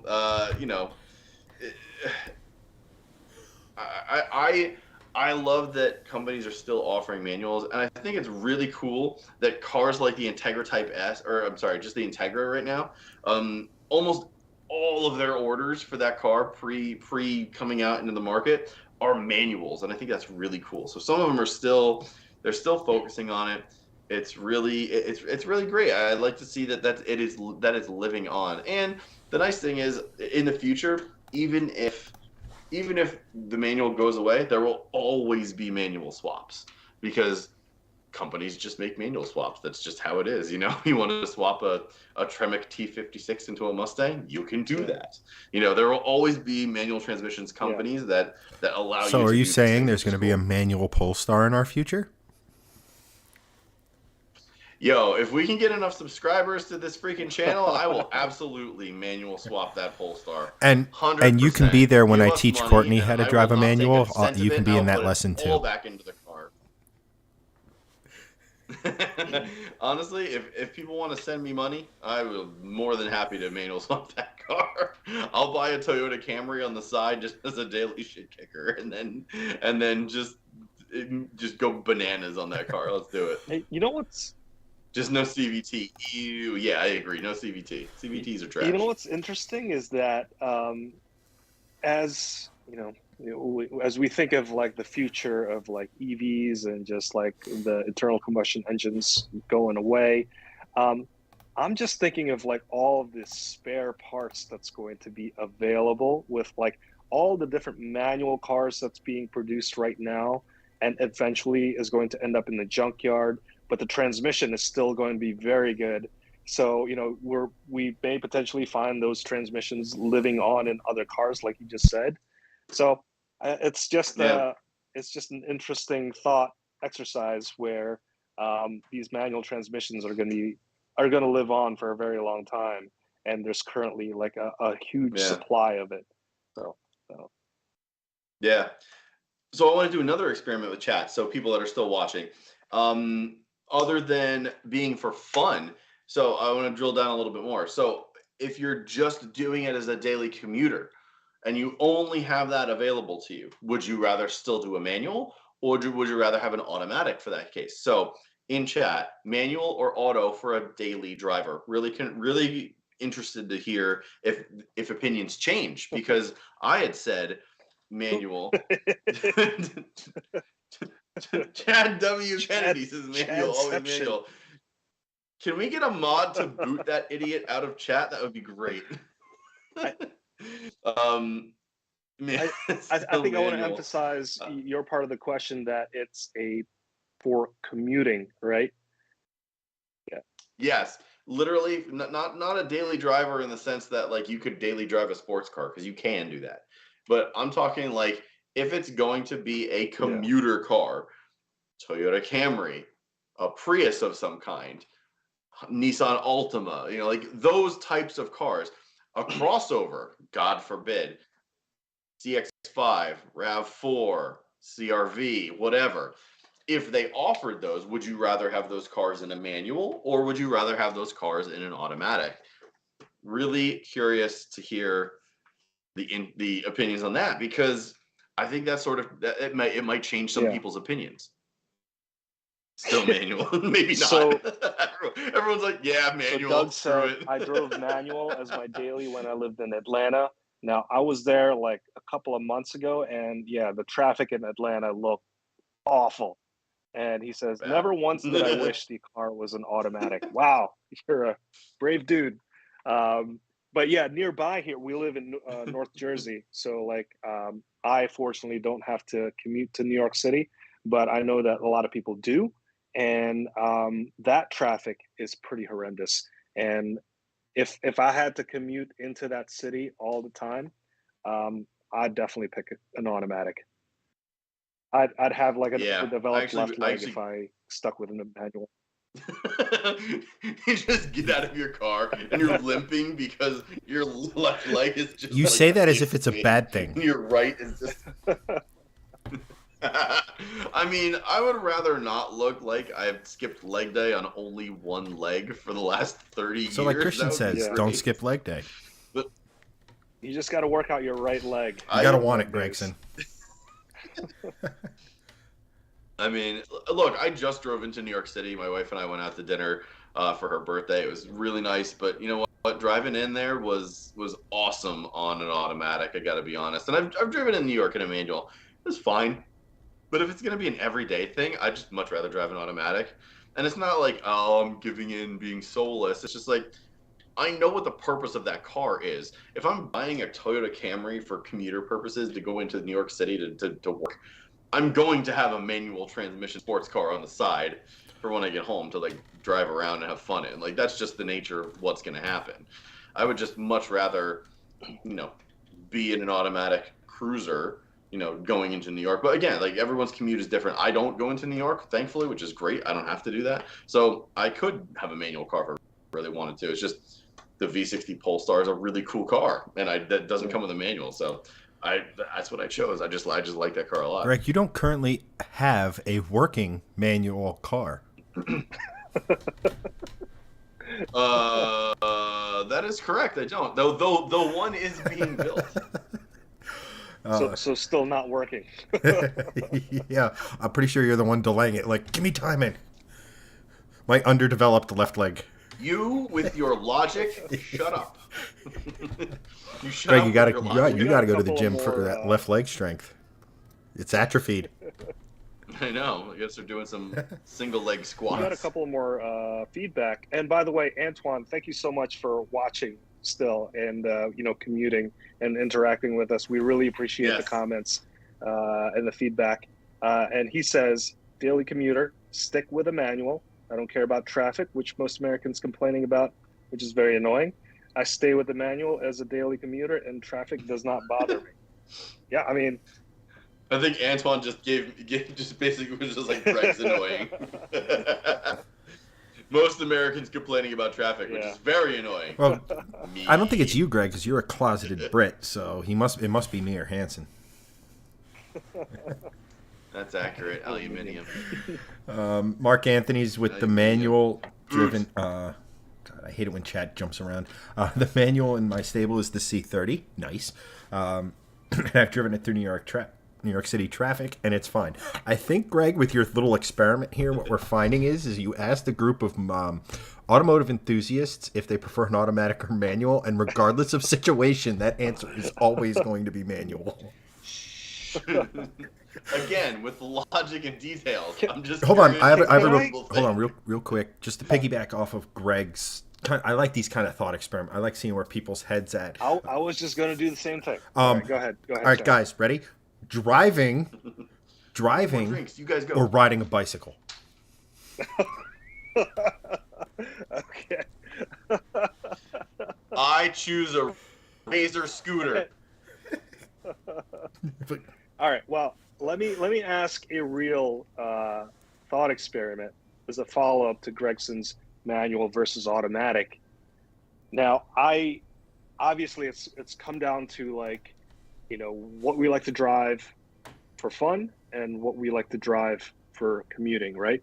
So if you guys have a 2-car garage and you can only have 2 cars that has to serve both for fun and also for commutes, what are those 2 cars? So start thinking and put it down in the chat. I'm gonna go. I'll go first. Uh, I think the my two car garage is the fun car is going to be a Cobra kit car, which I plan on putting together at some point in the future because that's going to be a manual, of course. Probably going to have a 5 liter Coyote in there, and it's going to sound like crazy. And then the second car in the garage is going to be some sort of, unfortunately, some sort of EV probably because it's going to be used for commuting. It's going to give you that electric performance, good efficiency, don't have to go to the gas station. So probably some sort of a Hyundai Kona or something like that, or an Ioniq 5. But that would be my theoretical two-car garage. Okay, so I'm going to go in slightly a Not different bad. direction. Not a bad garage. Because me. Uh, so for the and I'll actually kind of Golf cart. Lou just says golf cart. That's it. That's his two-car garage is a golf cart. I like it. I support it, man. little inside thing. I work with Lou and Courtney, and I would wager he puts more miles on a golf cart than he does his actual vehicle. That is scary. As I have worked at a golf course as well, and Lou and Courtney, for you guys watching, and I worked at Panther Valley for like 12 years, so I've probably put more miles on a golf cart than I've put miles on any car I've ever owned. It is an accurate thing. It's all you ever drive when you work there. Totally. Anyway, continue. Sorry. Okay, so real quick, since we're on the topic of the power couple that is Lou and Courtney, both of them like cars from 1967. Lou would have the Camaro, and with the 4-speed, and his daily would be a granite crystal, getting real Sidlantis specific here, Ram 2500, and Courtney's fun car would be a 67 Impala, and I know for a fact it's the same exact truck. But to that point, it's kind of, for me, I'll look at it as next 5 years, what would my dream two-car garage be? 750 plus horsepower Mustang. I'm well on my way to that, so check. And my reasonable, when the snow is out there, or, kind of daily driver, more utilitarian vehicle, Gen 1 Ford Raptor.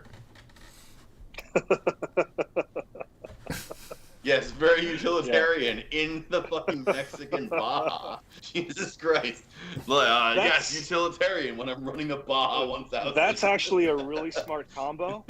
And I can't believe I'm calling Chad smart on this. But end the stream. You know what you could do? All right, we got to end stream now. Someone called Chad smart. By the way, Hanson, real quick, random drug testing for you is tomorrow. Continue. Yeah, absolutely. You could put a trailer on that. What hallucinogenics are you on? You could put a trailer on that Raptor, and then since that Mustang is going to be making so much power and it's probably be somewhat undrivable, you could put that on the trailer and just take it to a track somewhere and just have fun. Part of the reason totally exactly what I was thinking when I said both of those. Thank you for being inside of my head. Welcome. You'll enjoy it here. The other thing was so I could do dumb stuff like drive to you guys in 2 feet of snow. Surprise! I support that. But no, for me, if I'm being honest, Mustang fun car, something 4-wheel drive. I'm gonna get something 4-wheel drive. I want it to be fun and interesting and not just here's some truck. So, and Gen 1 Raptors are actually really, even in this market we live in, they've come down to reality to where they were mid to high 40s for a decent one with some miles on it, to where now that's for a 6.2, because the Gen 1s actually came with a 5.2 and a 6.2 V8 for the 6.2, because obviously gas prices aren't expensive enough, so you need the bigger V8. Basically, they're $35K, so they're pretty reasonably priced for what they are. And I don't know, man. I'm definitely looking for a truck. That's kind of at the top of my list.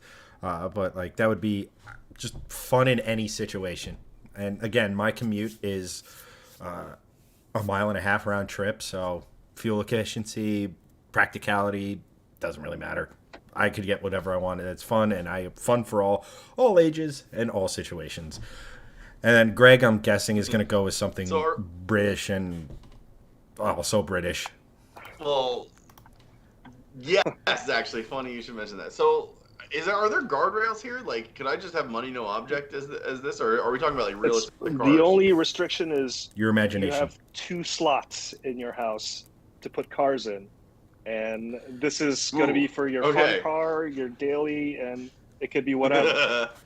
Bumblebee and Optimus Prime. So I have put a tremendous amount of time to this exact topic in my own brain, and like way more than I rightfully should have. Like probably more than I think about how to keep my house electrified. So if money is no object, I would probably own a Pagani Huayra BC and manual swap it. Okay. Somehow, don't know how, but I would probably make that happen because it'd be the only one in the world. I think it's one of the most beautiful cars ever made, and it's so cool. Plus, it also has like 700, 800 horsepower, and that's just awesome. But for my second car, I would take a Rolls-Royce Ghost, and I would put a lift kit on it, and I would make it an off-road overlanding vehicle because it's just the most ridiculous thing ever to think about. This enormous behemoth of a British, opulence, like mudding it in the middle of the woods with 37-inch wheels and tires on it, a 675 horsepower, massively torquey V8 or V10 or V12, whatever they have in there these days. I think it's a V8. Would just be hilarious. I think it would be great. And again, money no object. Who gives a shit? I would do something like ridiculous like that. But if I'm going like an actual normal garage, my dream 2-car garage would be an Overlander and a sports car. So I'd probably do something like a Toyota a Toyota 4Runner. No, not a RAV4. So although an overlanding RAV4 does sound kind of cool.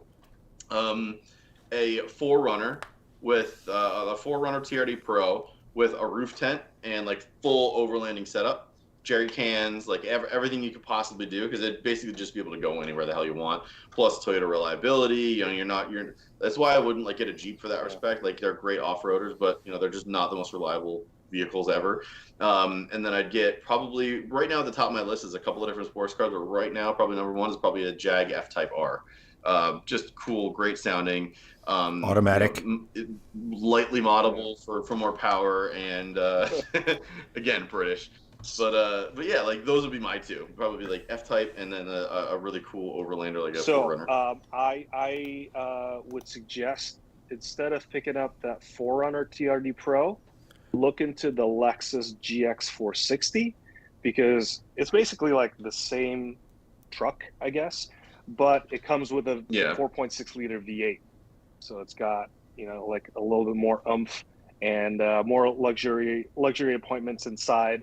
It looks different. I think the 4Runner looks a little bit better, looks a bit more rugged. But if you wanted to go with like an overlanding vehicle, I'd go with like the most capability, and that Lexus GX460. And that's a really popular vehicle in the overlanding community. And it's that's the one I would go with. And here's the crazy thing about it: that V8 is ancient by comparison. It's a 2UR, but the thing is they are so stupid strong that you could make dead reliable. That thing is like, that's a great choice. It's a great choice. But seeing as how we just rambled on for quite a bit, and we asked chat this question. And we addressed nobody. Mark Anthony, all of Mark Anthony's cars are fun cars except for the Ram. Court and Lou might disagree with you. The old 2-wheel drive 5.2, an 08 C30 T5 M66, a 15 T6R design, Platinum, and a 96, God, this is a mouthful, 850R, and a 99 Cherokee V8 4x4 for the trails. Yes, that's 2 cars. I could never reduce my garage to just two. Sorry to nail the discussion. It's all good, Mark. Always a good time. We're going to need that list of two on our desk before closing tonight. Thank you. Antone's two car would be a B7 2008 RS4 sedan. Great choice. Love those things. Definitely want to play with one down the road. Nice choice. 8th gen 2011 Civic Si sedan would probably with the large Mugen rear wing spoiler. Love all things Mugen. Those are cool. That's a cool I one. love 8th gen Civics. Yeah. Those are great cars. Oh, good. A name I can't pronounce. Actually, Luiso Torres Morales 2022 Kona N. Luisito Torres Morales. Greg is definitely the cultured one of the group. Got you. That's 4 years of AP Spanish, man. I know how to pronounce things. That's all it is. 2 years of barely going to Spanish class because I was mad that they got rid of shop to put in the foreign language department. That speaks volumes right there. yes.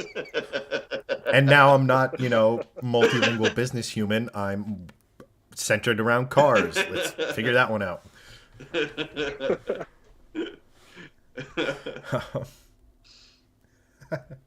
All right, who else we got? We got Christian McGraw has a pretty sick setup. 76 K10 daily and a 70 GMC Suburban 490 stroker. Nice. Lots of V8s. All of the yeses to that. That is badass. Mark is looking to sell the Ram to buy a 4x4. Sell the Ram and the Jeep to go buy a 4x4 Cummins Ram. So reducing two cars, so it kind of counts. He begrudgingly gets it down to the list of two. Fun car. My C30 all-wheel drive swapped, but for rally. Love that idea. I don't know if you know. I'm sure he knows Mason, Dirty C30 on Instagram, but that's exactly what he's doing. So that's, pretty awesome usage of the C30, I think. And then, of course, second-gen Ram Cummins with a good camper shell for off-road adventure. So it feels like we're kind of falling into a theme here where it's the fun on-road and the fun off-road, with the exception of Hanson's ecologically responsible decisions. The Hanson, shut up and sit in the corner. I'm going to go do that. Get out of here. You imagine he just leaves the rest of the stream and he just doesn't come back. I'm busy crying. So you just hear off in the corner. I'll take my logic out of here. That's great. Yeah. All right. So let's do another one. Since you guys were cool enough to do that, what about what would be your single car dream build? So you get one car, you have to do one build. It can't be anything else. What is your dream build? Money, no object.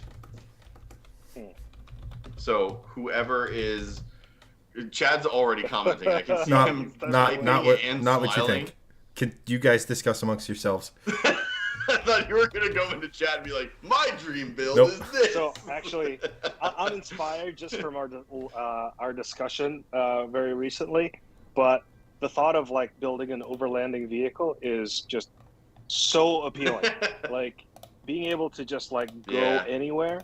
Well, not go anywhere, but it's just like I've talked to a lot of people that have done like these overlanding things, and like just the stories that they've told. Just kind of like going out on their own or like with a buddy, and then just like setting up somewhere and just like watching the sunset, out in the middle of nowhere, and just kind of like relying on the tools that you brought with you, and just kind of like living off of that. That sounds really cool. And with that said, I would probably go back to what I suggested to you earlier was the Lexus GX 460. I'd probably do the 2022 model because they've done some updates on the infotainment for that Lexus, and it has the V8 that is bulletproof.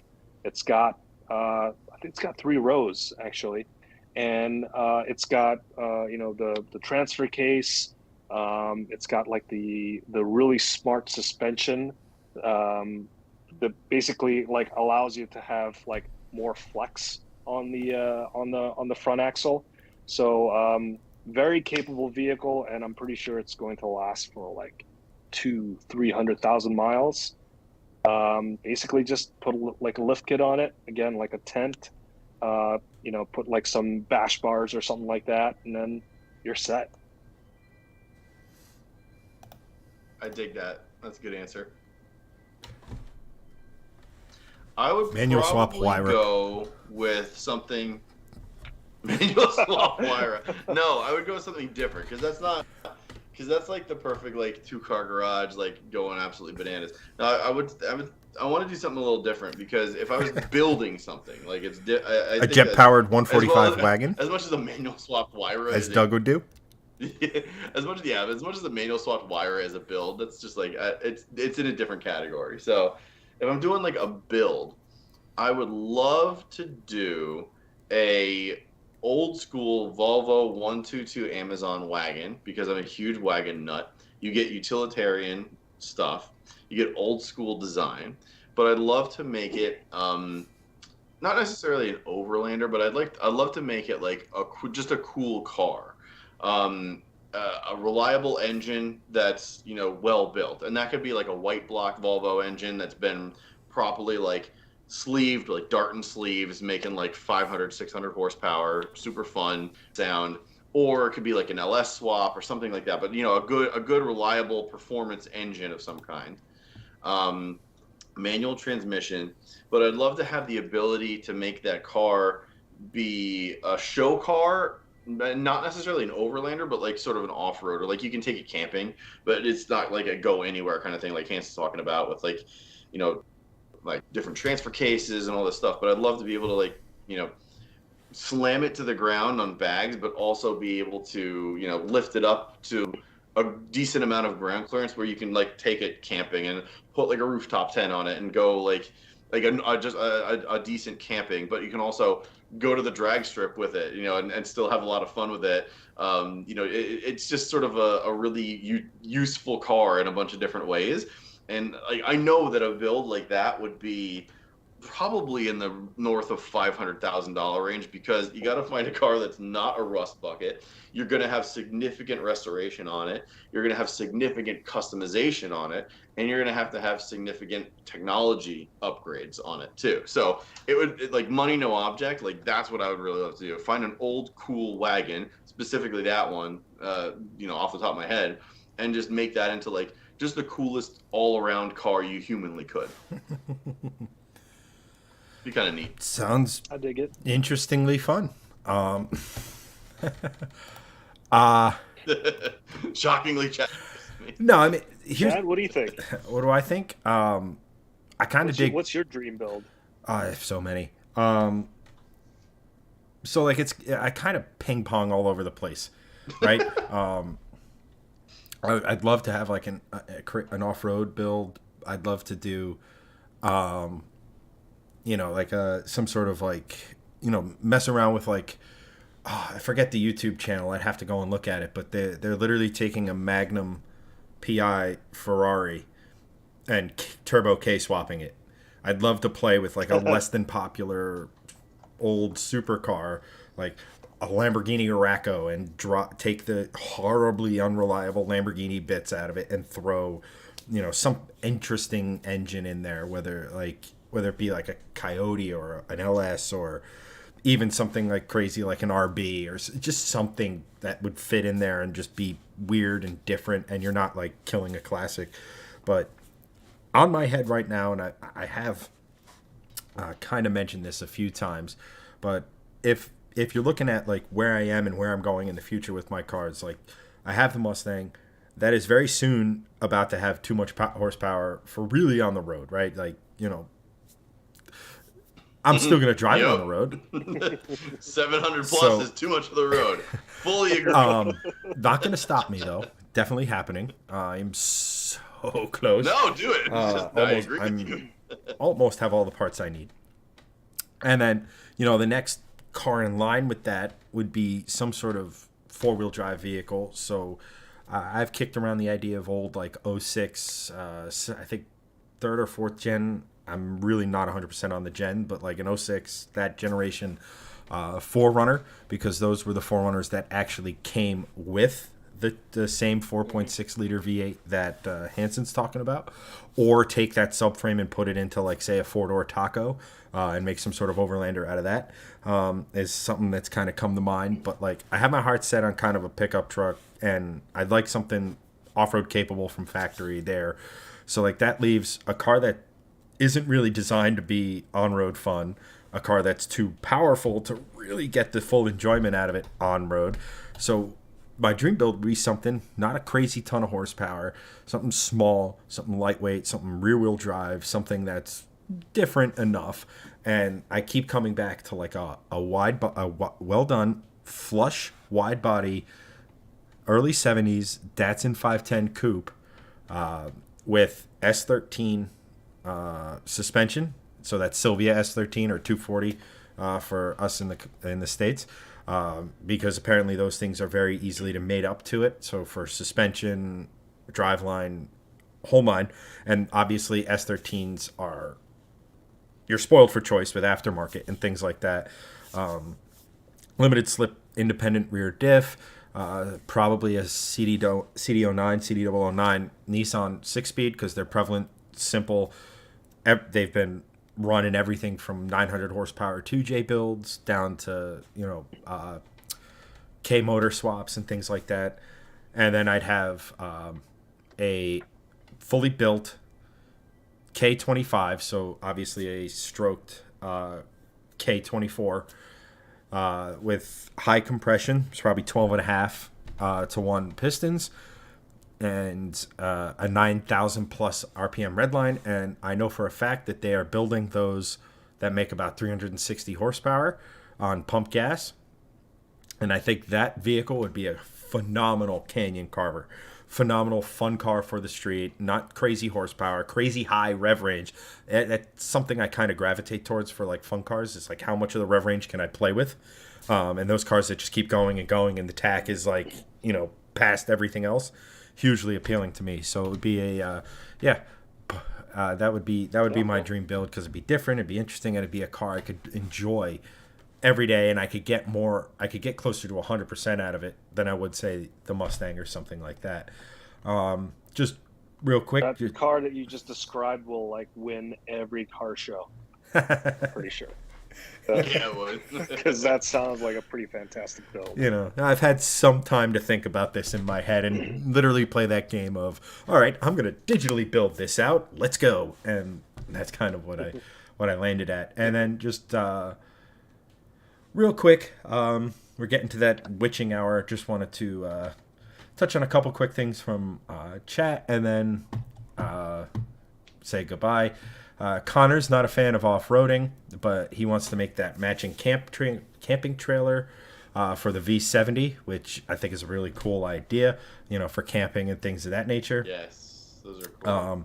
Christian, build Suburban to all-wheel drive, but on airbag suspension, and have a set of drag tires and off-road wheels, so it can do both. Awesome. Love the craziness of that idea. Yes, please. Absolutely. Gregson, you're talking about, when he was talking about his dream build, the dual sport wagon. That's revolutionary. Not words I'd use to describe Greg often. And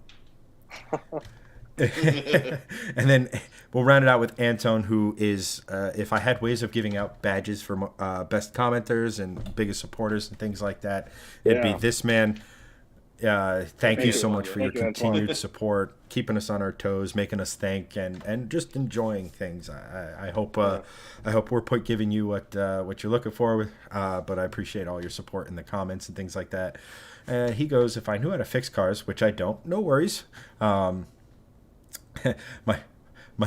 dream build would be the final model year 2008 Mazda Speed 6. Great car. I would put the 9th gen Sleeper. Lancer Evo MR engine under the hood, 4-piston Brembo calipers on all 4 corners. And I can't think of anything else right now. That's a pretty badass machine. I believe those Mazda Yeah. Speed 6s were all-wheel drive and 250 horsepower from factory, like old, really sleeperish cars. Yeah. And that's a really cool Yeah. concept for a build and things like that. So points for creativity there, absolutely Yeah. 100%. Yeah.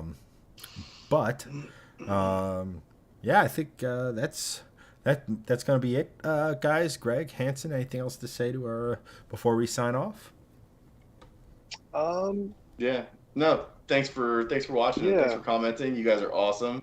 We'll keep doing this as long as you guys keep commenting and having a blast. And the last two of these have been great. We have almost like 200 comments on this one, like 200 comments on the last one. So we'll just keep chatting with you guys. This is super fun to do. Yeah, and I just want to plug the upcoming event for Thursday, March 31st. So might do some yeah. sort of a live thing too, just to kind of cover the GR4 or the GR Corolla.